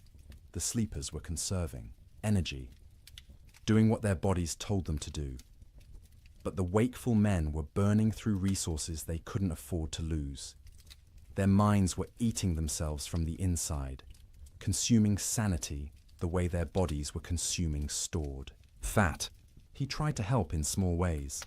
Extra coffee for the wakeful ones, bitter and hot, and something to focus on besides fear. Stories told quietly in the dark, anything to distract. Sometimes just sitting with them, 2 men awake in a room full of sleeping men, sharing the burden of consciousness. The nights were hardest. 15, 16 hours of darkness in February's depth. The stove provided light as well as heat, flames visible through gaps in the iron, but it was barely enough to see by. Men moved through darkness, feeling their way, bumping into bunks and each other. Without clocks, without daylight, time became abstract. You'd wake, if you could call it waking when you'd only been half asleep, and have no idea if you'd been unconscious for 10 minutes or 10 hours. The disorientation was profound. Some men stopped trying to track time at all. They ate when food appeared, slept when they couldn't stay awake, existed in a perpetual present with no past or future. The concept of sleep itself changed. It wasn't restful anymore. You didn't sleep to feel refreshed. You slept because consciousness was too expensive to maintain. Sleep was a small death you practiced nightly, preparing for the real death that might come if the storm continued much longer. Dreams during this period took on a hallucinatory quality. Men dreamed they were awake, walking around the bunkhouse, having conversations with others, only to actually wake and realize none of it had been real. Or they dreamed they were outside in the storm, freezing, struggling toward shelter, and wake to find themselves wrapped in blankets by the stove. The boundary between sleeping and waking blurred. Some men experienced what would now be called dissociation. They'd observe themselves from outside their bodies, watching a stranger wear their clothes and speak with their voice. This disconnection was protective, a way the mind created distance from unbearable circumstances. But it was also terrifying to lose even the certainty of being yourself. In the ranch houses, children handled the extended ordeal better than adults in some ways. They adapted, accepting the new reality more easily than their parents who remembered how things should be. To the children, this was simply how life was now, cold, hungry, confined, but normal within its own context. But they also suffered in ways adults didn't. Their growing bodies needed more food than they were getting. Their development was being stunted by malnutrition. Sarah Ferguson, 11 years old, stopped growing taller. Her monthly bleeding, which had just started that fall, stopped entirely.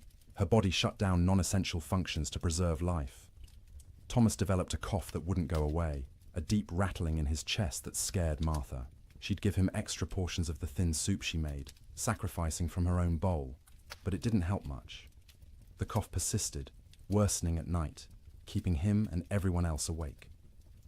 James, 7 years old, stopped talking almost entirely. He'd answer questions with nods or shakes of his head, but volunteered nothing. He'd sit for hours staring at the fire, his face expressionless. Martha worried about him most of all, this strange, silent child who'd been so vibrant just months. Emma, the baby, clung to her mother constantly. She'd scream if Martha tried to put her down, terrified of separation. Martha learned to do everything one-handed, cooking, cleaning, even sleeping with the child attached to her like a growth. It was exhausting, but she understood. Emma was reverting to infancy, seeking the safety of the womb in a world that had become too frightening. February crawled past with the weight of years. Each day was a week long. Each week felt like a month. People stopped believing in spring. Spring was a myth, a story told by liars.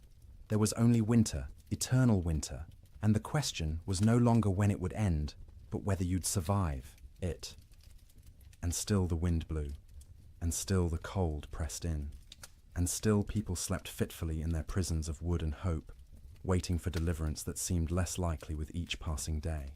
Children experienced the great die-up through a lens of confusion and adaptation that was both heartbreaking and remarkable. They didn't fully understand what was happening or why, but they adjusted to impossibility with a flexibility adults had lost. To them, the storm wasn't an economic disaster or a failure of planning. It was simply the way the world had become, and they learned to live in it. Sarah Ferguson, at 11, was old enough to sense her parents' fear, even when they tried to hide it. She watched her mother's hands shake when portioning out food. She noticed her father's long silences, the way he'd stare at the fire without seeing it. She understood, in a way her younger siblings didn't, that something was terribly wrong. This knowledge was a burden. She couldn't share it with Thomas or James or Emma because they were too young to understand, and speaking it aloud would make it more real. So she carried it silently, trying to help without being asked, watching for ways to ease the tension that filled the cabin like smoke.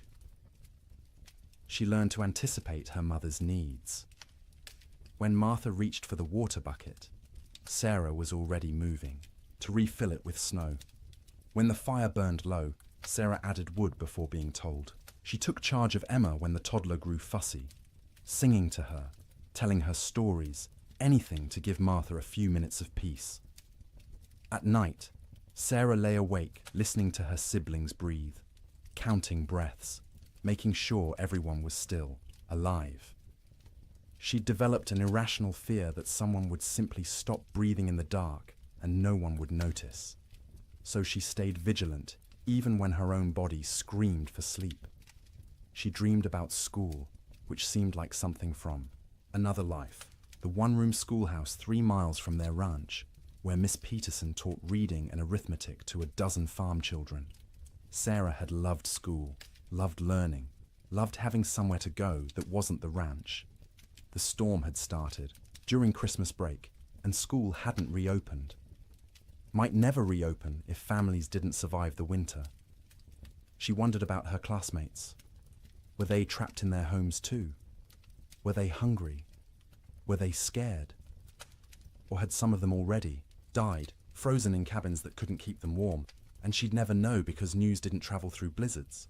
These thoughts circled in her head at night, keeping her awake even when exhaustion made her bones ache. She was becoming an adult too quickly, forced to carry worries that children shouldn't have to carry. But she had no choice. The storm didn't care about childhood innocence. Thomas, at 9, dealt with the storm differently. He grew angry.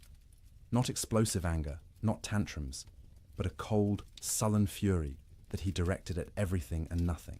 He was angry at the wind for not stopping, angry at his father for not fixing things, angry at God for letting this happen, angry at himself for being trapped and helpless.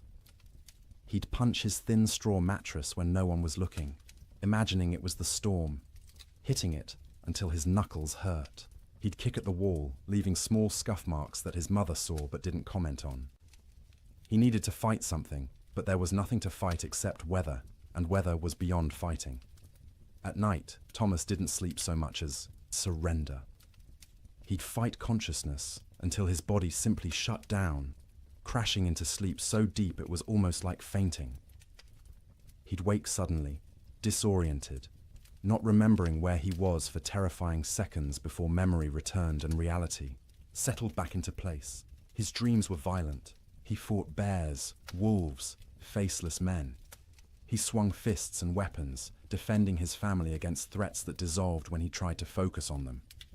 He'd wake with his heart pounding, sweat soaking his collar despite the cold, and lie there, trying to calm down before he disturbed everyone else.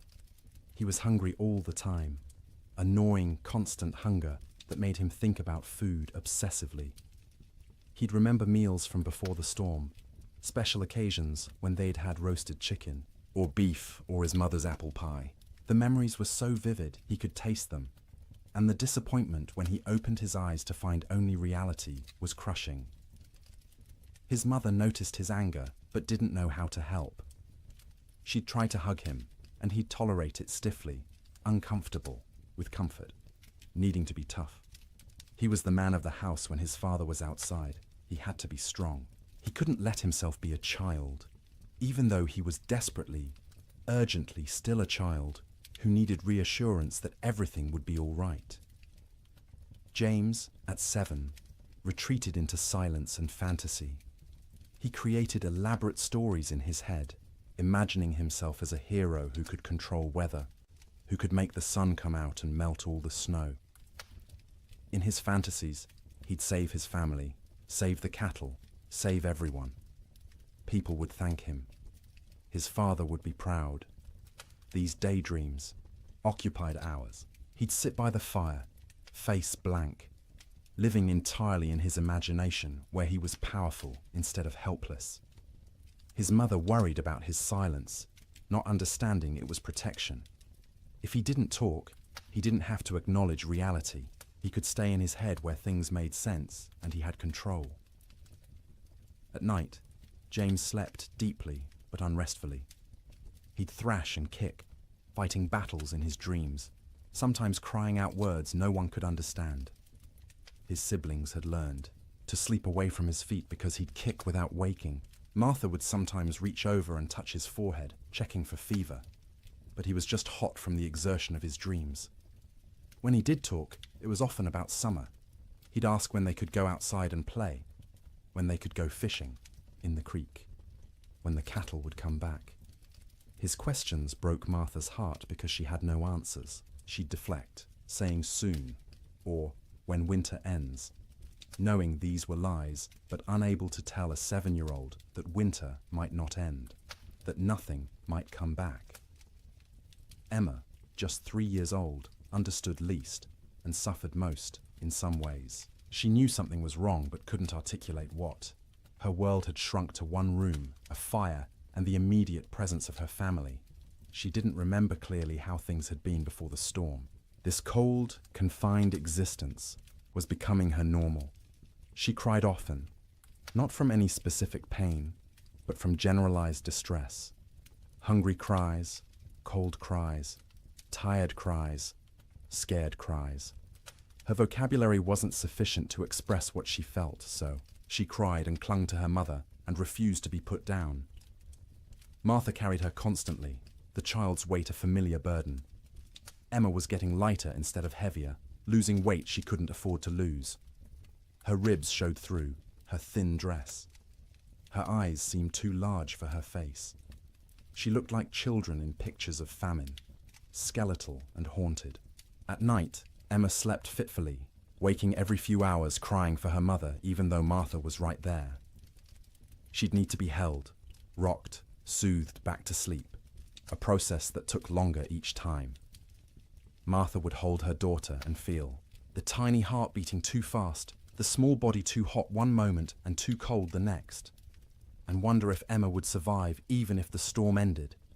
Emma's dreams, when she could describe them in her limited vocabulary, were simple and sad. She dreamed of being warm, of having enough to eat, of going outside to play. She dreamed of summer in fragments, sensory impressions rather than coherent narratives. Sun on her face, grass under her feet, the feeling of running without being cold.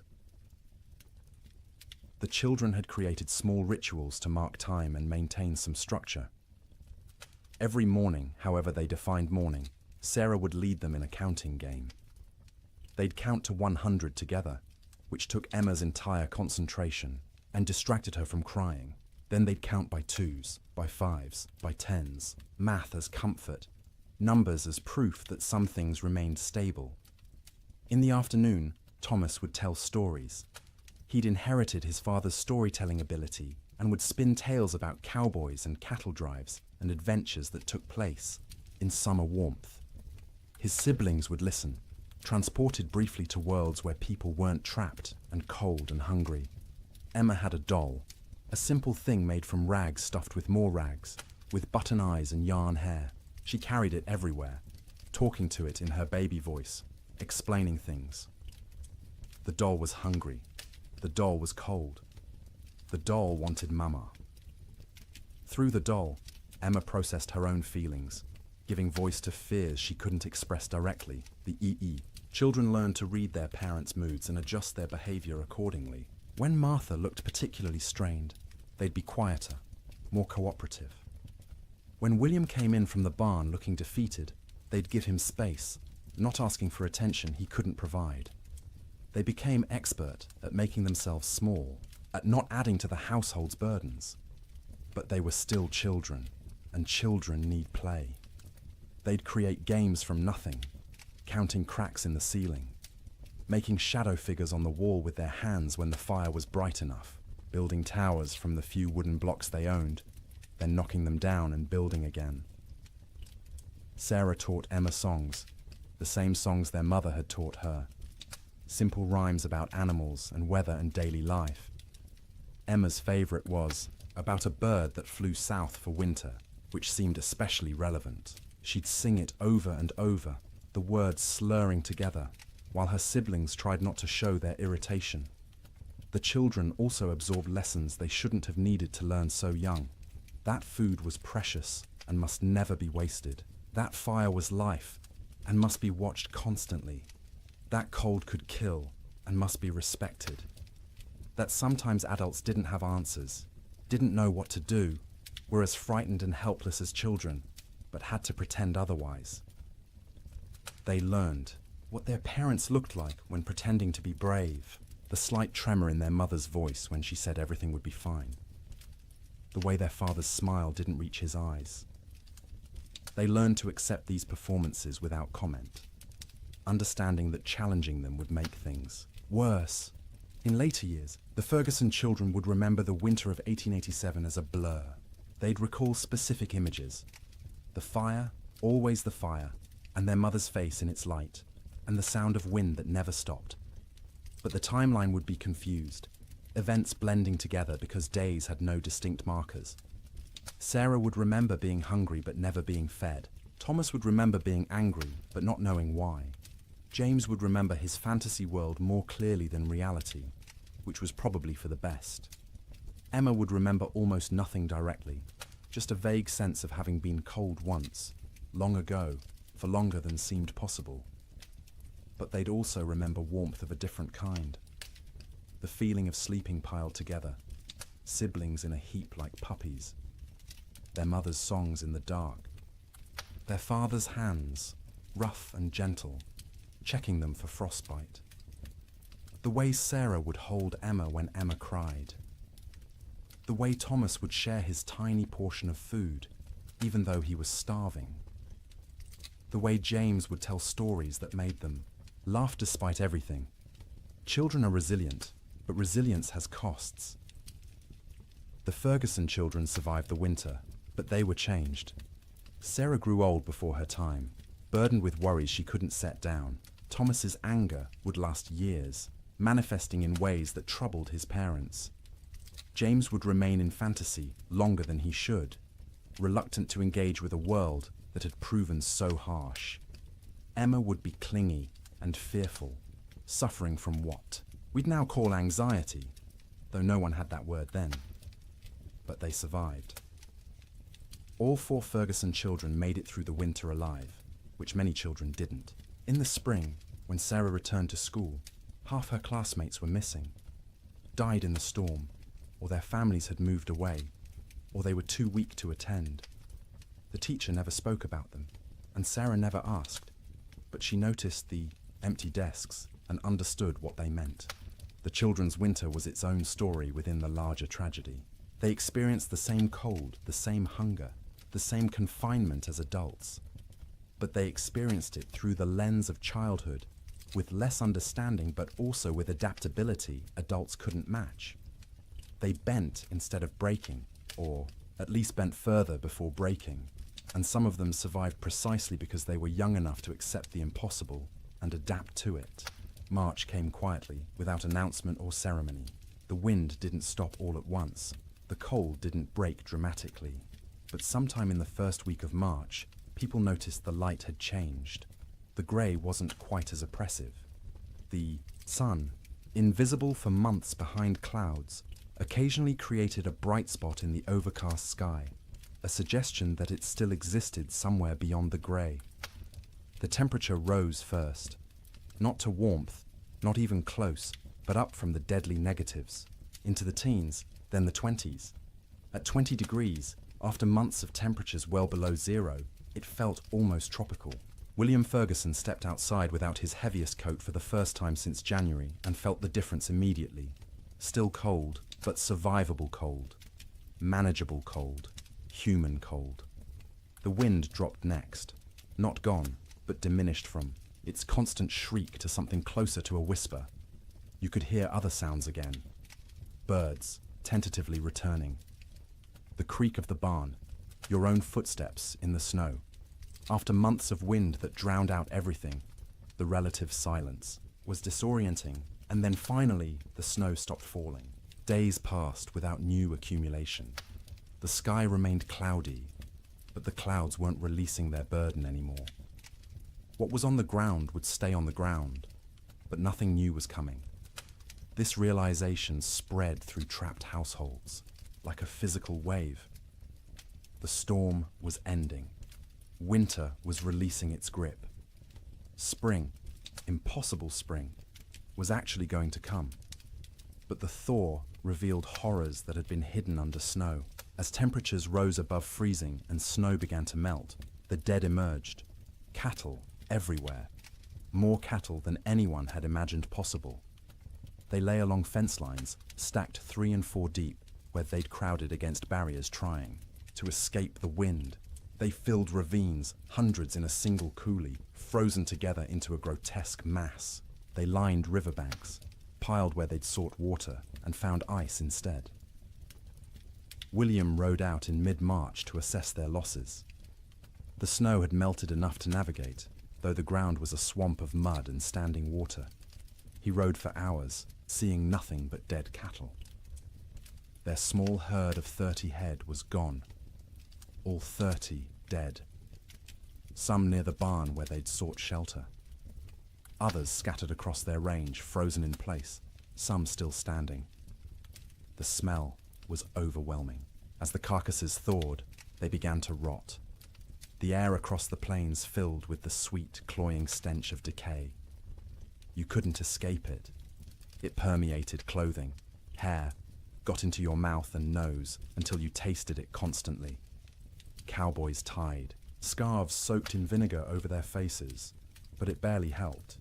The financial devastation was absolute. Ranches that had run thousands of head found hundreds alive, if that.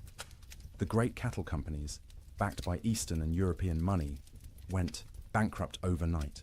Investors who'd expected returns of 20–30% instead lost everything. The boom was over. The cattle kingdom had fallen. But more important than money, more immediate, was the human cost. As spring progressed and travel became possible again, stories emerged. A family in Wyoming had burned their furniture for fuel, then their floorboards, then had frozen to death anyway. A cowboy in Montana had tried to reach town for supplies, got lost in a storm, and was found frozen solid sitting upright on his horse, both man and animal dead. Children died quietly in their sleep, their small bodies unable to maintain heat. Old people died the same way, peaceful endings to hard lives. Young men died trying to help, venturing out into storms to check on neighbors or cattle, never making it back.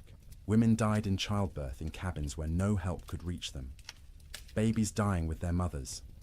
The death toll among cattle was calculable, measurable, shocking in its enormity. Estimates ranged from 60 to 90% mortality across the northern plains. Hundreds of thousands of animals dead. But the human toll was harder to count. People died alone in isolated cabins, their bodies not discovered until spring. Whole families vanished. Homesteads found empty when the snow cleared. No trace of where the occupants had gone, or whether they'd survived. Theodore Roosevelt returned to his ransacked ranches and surveyed the ruin of his Western dreams. Cowboys, who'd barely survived, told stories of unimaginable hardship. Ranchers calculated losses that dwarfed their ability to recover. And slowly, painfully, everyone who'd survived began the work of rebuilding. But they rebuilt differently. The open range was dead, killed as surely as the cattle that had grazed it. Ranchers who continued in the business built barns, stored hay, kept smaller herds they could actually feed through winter. They fenced pastures, rotating cattle seasonally rather than letting them roam year-round. The cowboy, as romantic figure, driving vast herds across unfenced prairie, became a relic of a past that had ended in ice and death. The survivors were changed. Martha Ferguson emerged from that winter 20 pounds lighter, her hair gone grey at 32. William's hands shook for months afterward, trauma expressing itself in tremors he couldn't control. The children carried scars that wouldn't show. For years, psychological wounds that would shape their entire lives, but they'd survived. All of them. The Ferguson family made it through intact, which was more than many could say. And as spring truly arrived, as green grass pushed up through mud and trees began to bud and the sun returned with actual warmth, they began to remember what life could be. The first night Martha slept without waking every few hours, checking on her children. She woke feeling guilty for having rested. The first morning, William went outside and wasn't hit by killing cold. He stood in the barn doorway and cried. The children, resilient as children are, adapted more quickly. They ran outside in bare feet, feeling grass beneath their toes, relearning, joy they'd almost forgotten. Sleep in spring was different from sleep in winter. The fear was gone, the vigilance unnecessary. People slept deeply for the first time in months, their bodies finally feeling safe enough to truly rest. They slept for 10 hours, 12 hours, catching up on sleep debt accumulated over winter. They woke refreshed, amazed at the feeling. remembering what normal had felt like. But the dreams remained. For years afterward, survivors would wake from nightmares about the winter of 1887. They'd dream of being trapped, of being cold, of hearing cattle die, and being unable to help. These dreams would fade over time, but never entirely disappear. The winter had carved itself into their psyches, a permanent scar. And now, dear traveller through this story, we've reached the end of our journey through the coldest winter in wild West history. We've walked with cowboys in their bunkhouses, huddled with families around failing fires, witnessed the death of cattle and dreams, and an entire way of life. The Great Die-Up of 1887 was catastrophic. It killed hundreds of thousands of animals, bankrupted fortunes, and ended the era of open-range ranching forever. But more than that, it tested human endurance in ways few events ever have. It asked people to survive the unsurvivable, to sleep, in conditions where sleep seemed impossible, to maintain hope when hope was absurd, and they did. Not all of them, not even most of them without terrible cost, but enough survived to tell the story, to rebuild, to ensure that the lessons learned would protect future generations. As you lie in your warm bed tonight, safe from cold and storm, let yourself feel the profound gift of that warmth. The pioneers of the Wild West would have considered your comfort miraculous, impossible luxury beyond imagining. Central heating, insulated walls, blankets made in factories rather than woven by hand. You live in the future they could only dream of, the safety they fought to reach. Their struggle made this possible. Every improvement in building techniques, every advance in weather prediction, every system we have now to survive winter grew from lessons learned in disasters like the Great Die-Up. They suffered so that eventually people wouldn't have to suffer, so that sleep could be restful rather than survival, so that winter could be endured without terror. Let their memory settle over you gently now. Let the wind that screamed across the Montana plains become the whisper of your fan. Let the cold that killed become the pleasant coolness of your air conditioning. Let the hunger that gnawed at them become the satisfaction of knowing you can eat when you wake. You are safe, you are warm, you are comfortable in ways they couldn't have imagined. And as you drift towards sleep, carry with you gratitude for that safety. Honor their endurance by appreciating what you have. Remember their suffering by cherishing your comfort. The winter of 1887 is over. It has been over for more than a century, but its story remains, a testament to human resilience and the terrible power of nature. The cowboys and ranchers and children who lived through it are long gone, but their experience echoes forward to us, teaching us about survival, about courage, about the precious gift of a warm place to sleep. So sleep now, deeply and peacefully. Let the weight of blankets comfort rather than burden you. Let the darkness be restful rather than fearful. Let your dreams be gentle rather than haunted. The storm has passed. Spring has come. The long winter night is over, and you, in your warm bed, in your safe room, can rest without fear, can close your eyes without vigilance, can surrender to sleep, knowing you'll wake to warmth and safety. The Great Die-Up claimed so much, so many cattle, so many dreams, so much hope. But it couldn't claim everything. It couldn't kill the human capacity to endure, to adapt, to survive impossible conditions, and emerge, if not unscathed, then at least alive. Still capable of love, still capable of rebuilding, still capable of hope. That resilience lives in you too. You carry it in your genes, inherited from ancestors who survived winters and storms and hardships we can barely imagine. Their strength is your strength. Their determination is your determination. Their ability to close their eyes in terrible circumstances and wait to face another day is yours as well. You don't need it tonight. Tonight, you can simply rest. Let the story of the Great Die-Up fade like snow melting in spring sun. Let the cold recede. Let warmth embrace you completely. Sleep well, knowing that winter always ends, that spring always comes, that the coldest Night eventually gives way to dawn. The pioneers of 1887 learned this truth at terrible cost. But they learned it, and they survived. And because of them, you live in a world where winter is manageable, where cold is temporary, where sleep is safe. Close your eyes now. Let your breathing slow. Feel the weight of your body sink into your mattress, supported and comfortable. You've traveled a long way tonight, through a winter that ended before you were born. You've witnessed suffering and endurance and the slow arrival of relief.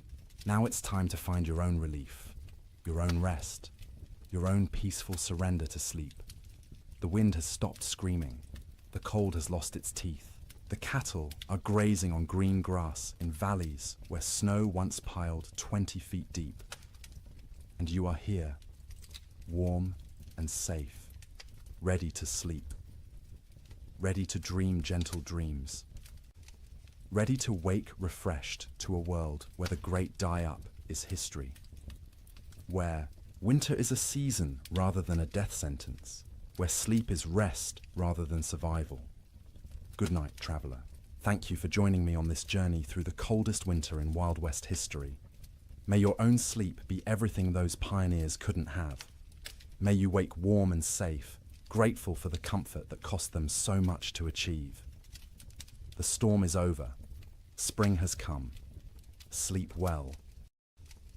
Good evening and welcome back, friends.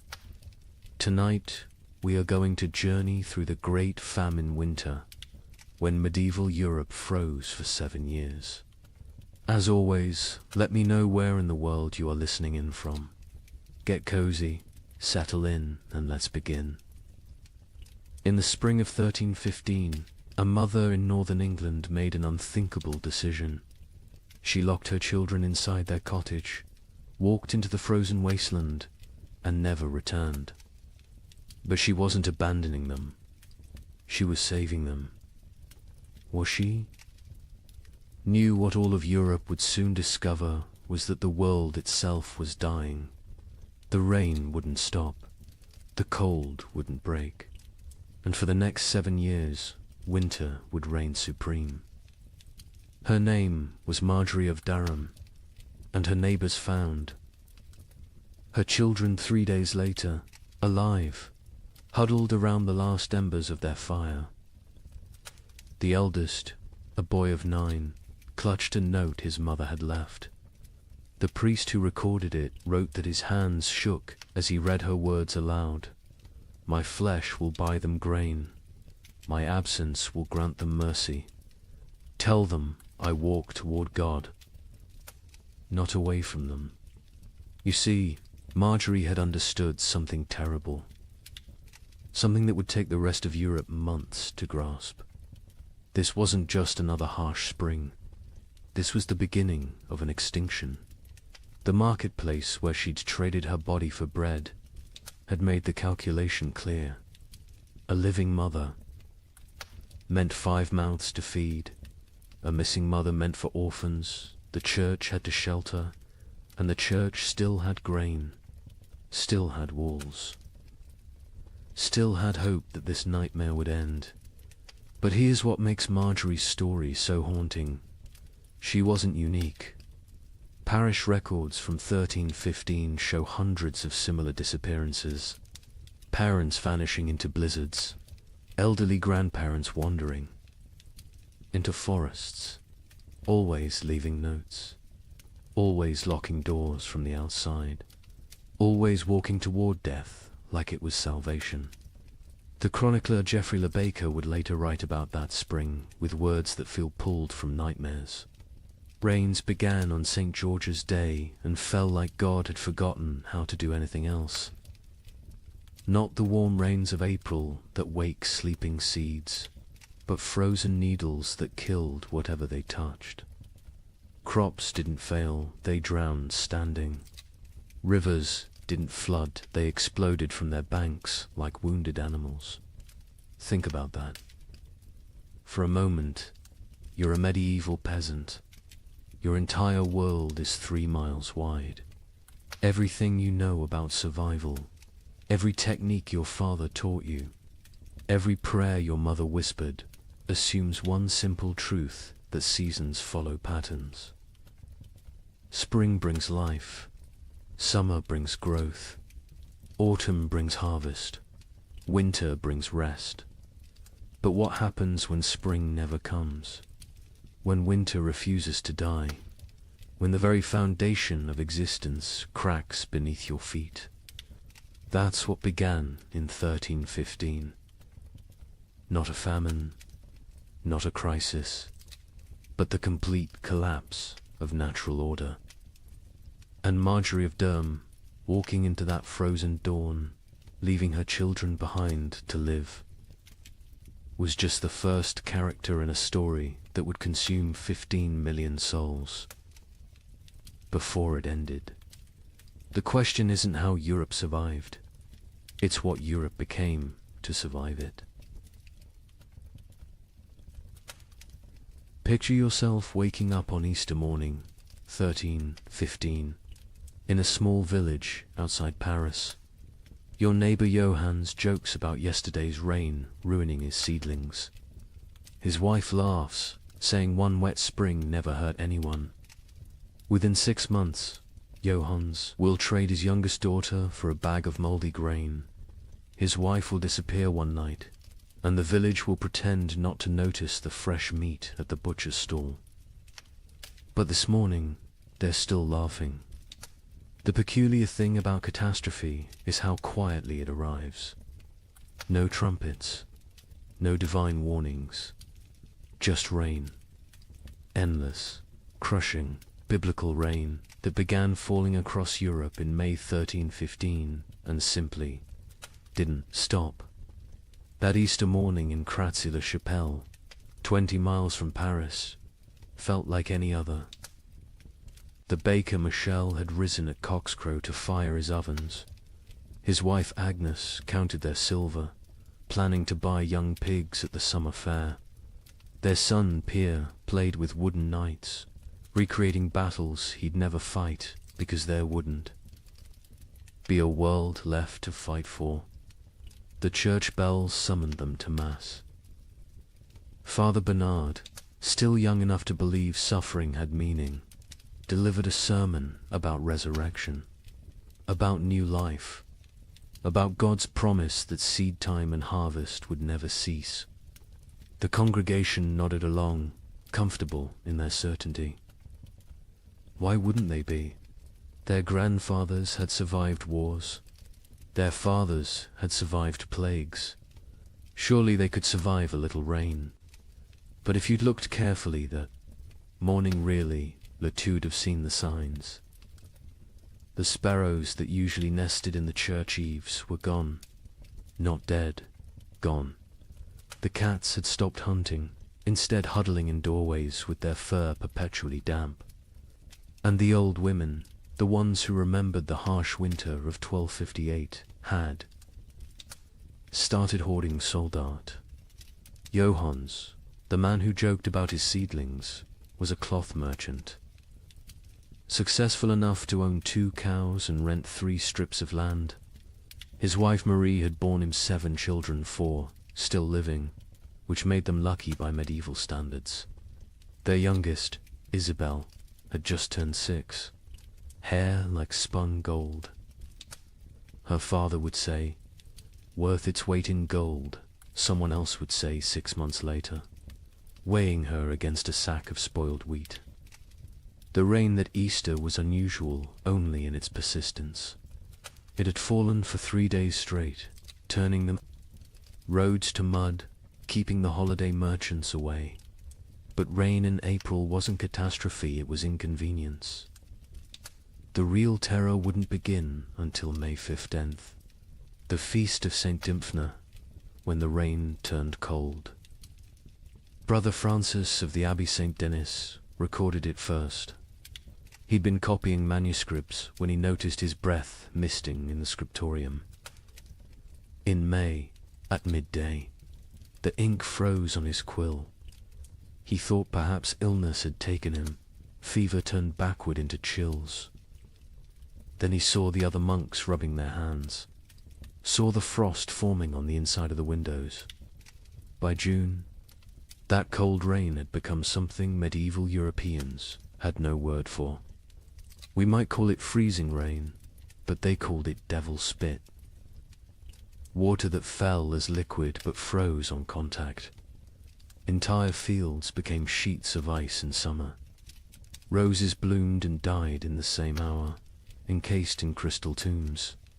The wheat, which should have been knee-high and green, stood stunted and yellow. The barley rotted in the earth before it could sprout. The rye grew, but wrong-twisted, black, infected with something that would later be recognized as ergot, the fungus that causes hallucinations and gangrene. Some villagers, desperate for any harvest, ate it anyway. They danced themselves to death in the streets, laughing as their fingers turned black and fell off. But we're getting ahead of ourselves. Let's return to Johannes and his family, because their story is everyone's story. By late May, Johannes had stopped joking about anything. The constant rain had ruined the roads, making trade impossible. No merchants could travel, which meant no cloth could be sold, which meant no coins for bread. Not that there was bread to buy. The baker Michel had closed his ovens now. Grain meant no flour, meant no purpose to the fire. June brought the first death in Crassy-la-Chapelle. Not from starvation, not yet. Old Catherine, who'd survived 70 winters, simply gave up. She announced at Sunday Mass that God had abandoned them, walked home, lay down in her bed, and willed herself to die. The priest called it despair, a mortal sin. But privately, he envied her escape. The real horror began in July, when the rain briefly stopped. For 3 days, the sun appeared, weak and watery but present. The villagers rushed to salvage what they could, to plant anything that might grow before autumn.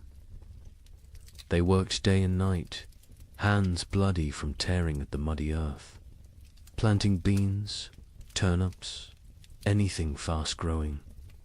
On the 4th day, the hail began. Not regular hail. Chunks of ice the size of fists, driven sideways by winds that shouldn't exist in summer. They shattered shutters, killed chickens, knocked full-grown men unconscious. When it stopped, nothing remained of those desperate plantings. The fields looked like they'd been trampled by an army of giants. That's when Johannes made his first, unthinkable choice. He killed one of his cows, not for meat yet but for mercy. It was starving, crying constantly, too weak to stand. He told his children it had gotten sick, but Marie knew. She saw him save the blood in buckets, saw him portion it carefully with their dwindling barley. Blood pudding would keep them alive another week. Argus arrived wearing winter's clothes. Frost in the mornings, ice on the water buckets, breath misting even at noon. The second cow died on its own, and Johannes counted it lucky. They ate everything: the meat, the organs, the marrow from the bones. They boiled the hide for soup. They ground the bones for flour. Nothing was waste, because waste meant death. Brother Thomas of Westminster Abbey wrote something strange in his chronicle that summer. The heavens have forgotten how to cease their tears. At first, monks like Thomas saw it as God testing their faith. A brief punishment, maybe for the wars between England and Scotland, maybe for the French king arresting the Pope. Surely it would pass. But then came the letters from sister monasteries. From Cologne, our fields are lakes. From Florence, the Arno has swallowed 3 villages. From Krakow, the children ask what the sun looked like. What terrified Thomas wasn't the rain itself, it was the temperature. In July, the height of summer, he could see his breath while saying morning prayers. Ice formed on the altar wine, and still the rain fell. The monastery's chronicle, which Thomas kept with meticulous care, tells us exactly when normal ended and nightmare began. June 23rd, the eve of St. John, traditionally celebrated with bonfires that burned until dawn. That year, no fire would stay lit. The rain fell horizontally, driven by winds that belonged to December, not midsummer. Thomas wrote, "The brothers attempted 7 times to light the sacred fire. Each time, the rain doused it before a single prayer could be spoken. Prior William declared it a sign of what he dared not say." Thomas had been corresponding with monasteries across Christendom for 20 years. His position as chronicler meant he received letters from abbeys in Scotland to Sicily, from Ireland to Poland. Usually, these letters discussed theological matters, requested copied manuscripts, or shared news of appointments and deaths. But starting in July 1315, every letter carried the same message, dressed in different words. Something was terribly wrong with God's creation. From Melrose Abbey in Scotland came a letter that made Thomas's hands shake. "Brother, we write to you from hell, frozen over. It is July, yet we break ice from our wells each morning. The barley stands drowned in fields that have become swamps. Yesterday, we found a shepherd frozen to death. In July, Brother Thomas. He was young, strong, only 20 summers. We found him standing upright, eyes open, still holding his crook. The sheep around him were ice statues. Have we entered the end times? The abbot of Cluny in France sent word that would have been dismissed as madness any other year. The vine withers as if cursed. The soil rejects all seed. We have consulted. Our oldest records nothing, speaks of summer frost, of hail in August, of rain that burns like ice. Our farmers weep in the fields, beating the mud with their fists, begging it to remember its purpose. From the German monasteries came increasingly frantic reports. The prior of Reichenau wrote, "Lake Constance rises daily. Entire villages now exist only as church bells tolling beneath the waves. We ring our own bells in answer, but God remains deaf. The rain tastes of sulphur. Birds fall from the sky mid-flight, frozen solid. What sin has mankind committed to earn such wrath?" But it was a letter from an Italian monastery that contained the most chilling observation. Brother Antonio of Monte Cassino, a learned man who'd studied both scripture and natural philosophy, wrote, "This is not divine punishment. Brother Thomas, I have read the ancient texts, Greek and Roman both. This happened before. They called it the years without summer. Crops failed, empires fell, and mankind retreated to caves. We are not being punished. We are being erased." Thomas himself had begun keeping detailed records of the weather, something unprecedented for the time. His entries from July 1315 read, "Like fever dreams. July 4th, Feast of St. Ulrich. Rain for 16 straight hours. Temperature cold enough that we wore winter robes to matins.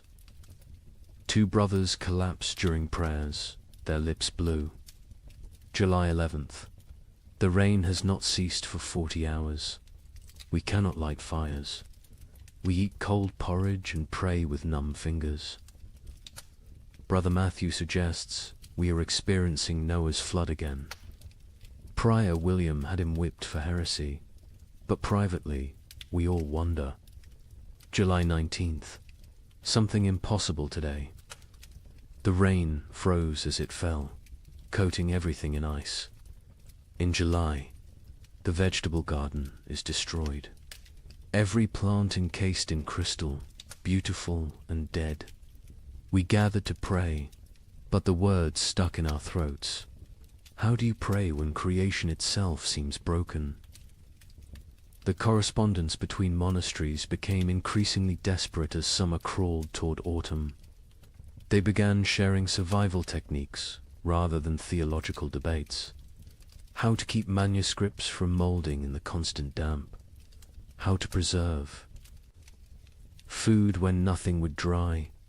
How to maintain faith when every prayer for sun was answered with more rain. From Prague came instructions for building underground storage that might resist the water.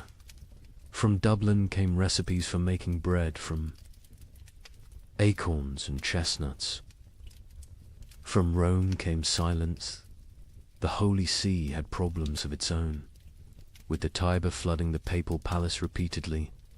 Thomas noted something else, something that wouldn't be fully understood for centuries. The rain wasn't uniform. It would pound. One region while barely touching another 20 miles away. But those dry spots weren't lucky, they were cursed differently. Without rain, but with temperatures below freezing in summer, crops still died. Wells still froze. People still starved. A letter from the Bishop of Bergen in Norway contained an observation that haunts historians today. The merchants from Iceland have not come. They were due in May, as always. It is now August. Ships sent to investigate found the sea routes blocked by mountains of ice that should not exist in summer, or perhaps should not exist at all. The sailors speak of icebergs, tall as cathedrals, moving south like an army of frozen giants. By late August, Thomas's own entries had taken on a tone of barely controlled panic. We have begun rationing in August. The harvest is already lost, and we must survive on stores meant for winter. But what winter awaits us if summer itself has become frozen? Prior William no longer speaks of God's tests. He speaks of God's absence. The most telling entry comes from September 3rd. Brother Francis asked me today why I still write these chronicles. Who will read them? Who will survive to care about the weather of a dead year? I had no answer. I write because the act of writing means I still believe in tomorrow. When I stop writing, I stop hoping. So I write of rain, of cold, of death creeping closer. I write because someone must witness the ending of the world. Imagine watching your entire years work everything you need to survive a rotting in the field before your eyes. Not failing to grow, not dying from drought, but literally dissolving into grey sludge. A French peasant named Guillaume left us. A rare written account dictated to a priest. The wheat stood tall and green in June, promising the best harvest in memory.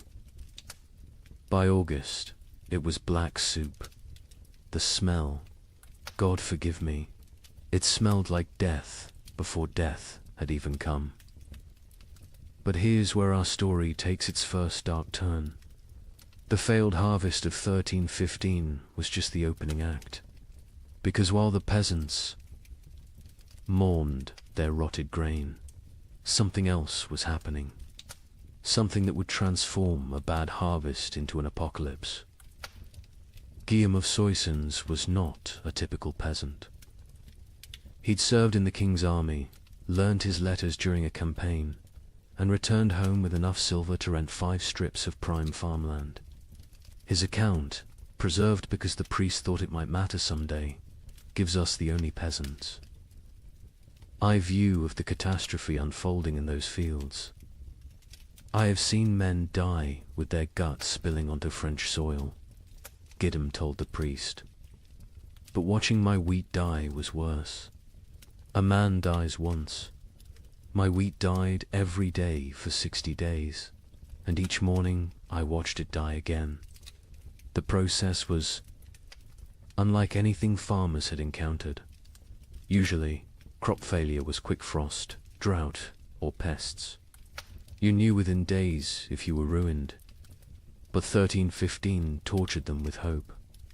Gideon described walking his fields each dawn, and each dawn finding a new horror. First, the stalks grew too fast.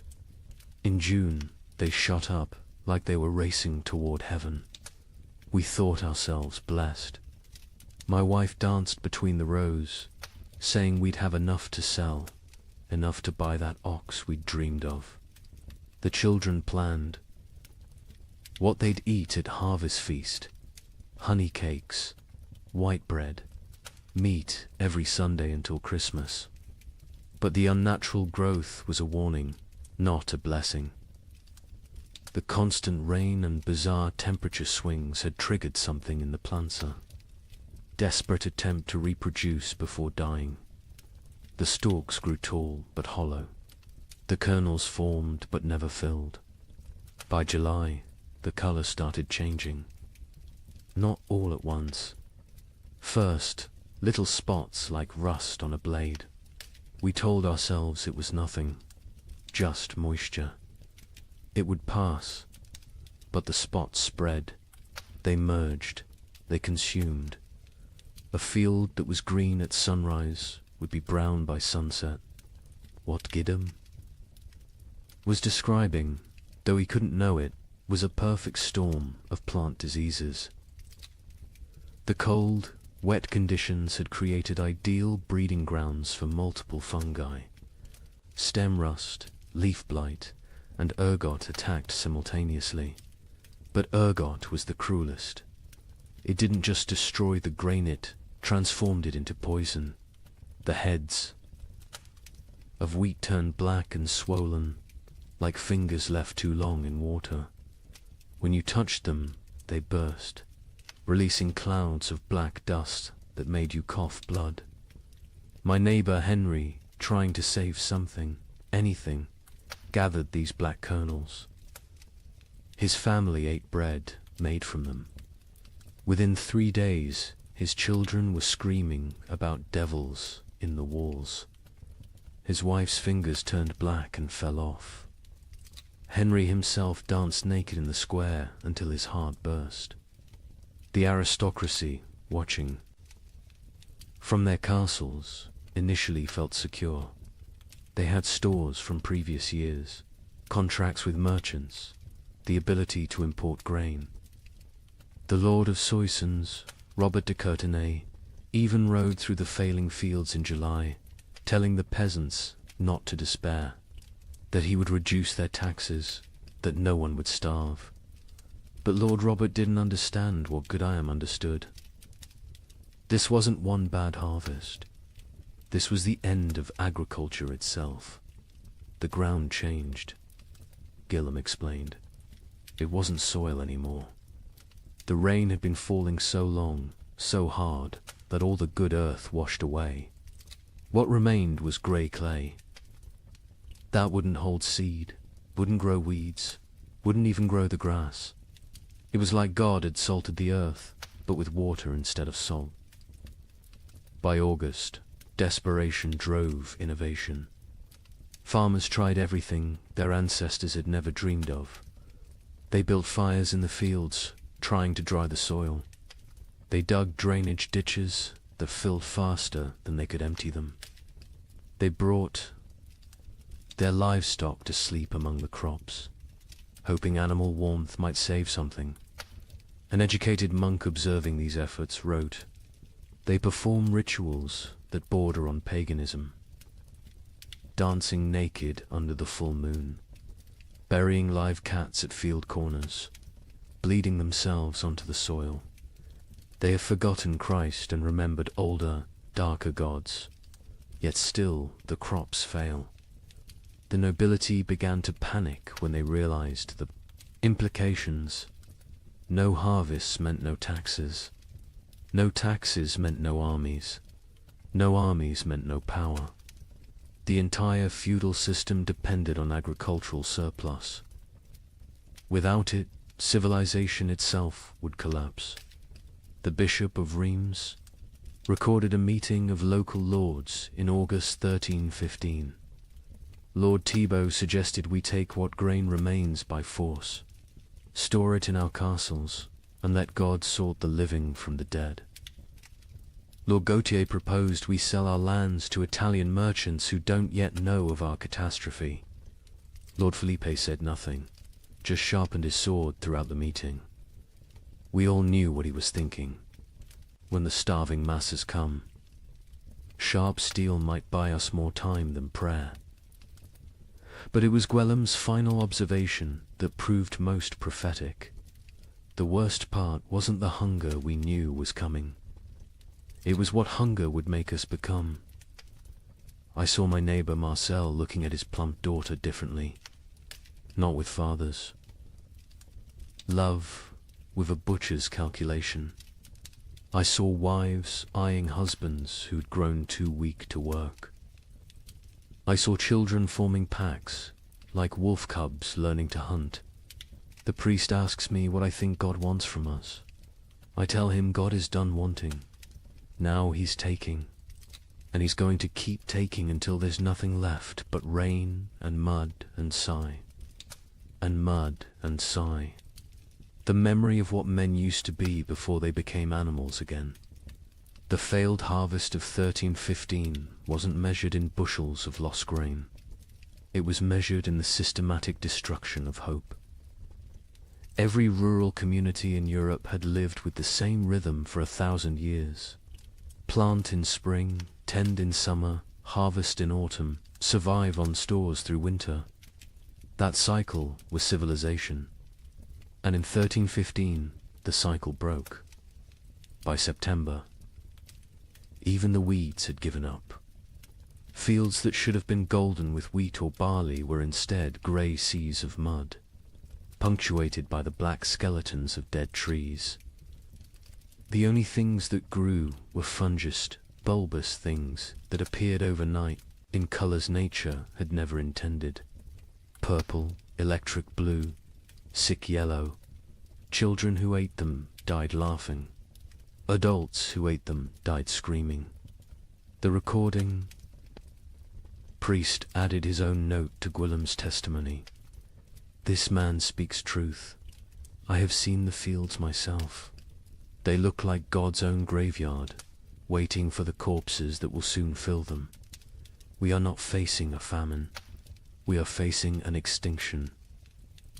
May whoever finds this record pray for our souls, for by the time you read this, we will surely be past praying for ourselves. In September 1315, a strange sickness appeared among the cattle of Norfolk. Within days, it spread to sheep, then pigs, then horses. The animals didn't just die, they died screaming. A contemporary account describes cattle crying like humans. In their agony, their tongues swollen black, their eyes weeping blood. Modern historians call it marin, but medieval Europeans had another name for it. Devil's touch, because healthy animals would drop dead mid-step. A cow giving milk at dawn would be a corpse by noon, and the speed of transmission defied Logicantia herds gone in hours. But I haven't told you the worst part yet. The animals that survived, they changed. Horses began eating meat. Pigs turned feral, forming packs that hunted. And the rats. The rats disappeared entirely. Where did they go? That mystery wouldn't be solved for another 30 years, when they returned, carrying something far worse than hunger. The first recorded death was a prize bull named Samson, owned by the Earl of Norwich, worth more than most villagers earned. In a year, Samson was protected like royalty-sheltered stable, imported feed, 3 stable boys attending him constantly. On September 8th, he was healthy enough to breed. By September 9th, he was dead, his massive body twisted in angles that bones shouldn't allow. Foam tinged pink with blood dried around his mouth. The Earl's stable master, a methodical man named Walter, documented what happened next with the precision of someone who knew he was witnessing something unprecedented. The sickness jumped from Samson to the cows without touch, without sharing water, without even sharing air. They were in separate barns, yet by sunset, 17 were dead. Their deaths were not peaceful. They bellowed with voices that sounded human. They thrashed until their bones broke through their hides. They died with their eyes open, staring at something we could not see. Within a week, every cow in Norfolk was either dead or dying. But the disease didn't respect species boundaries. Sheep began falling next, their wool turning grey overnight before they collapsed. Then pigs, usually hardy enough to survive anything, started dying in ways that defied nature.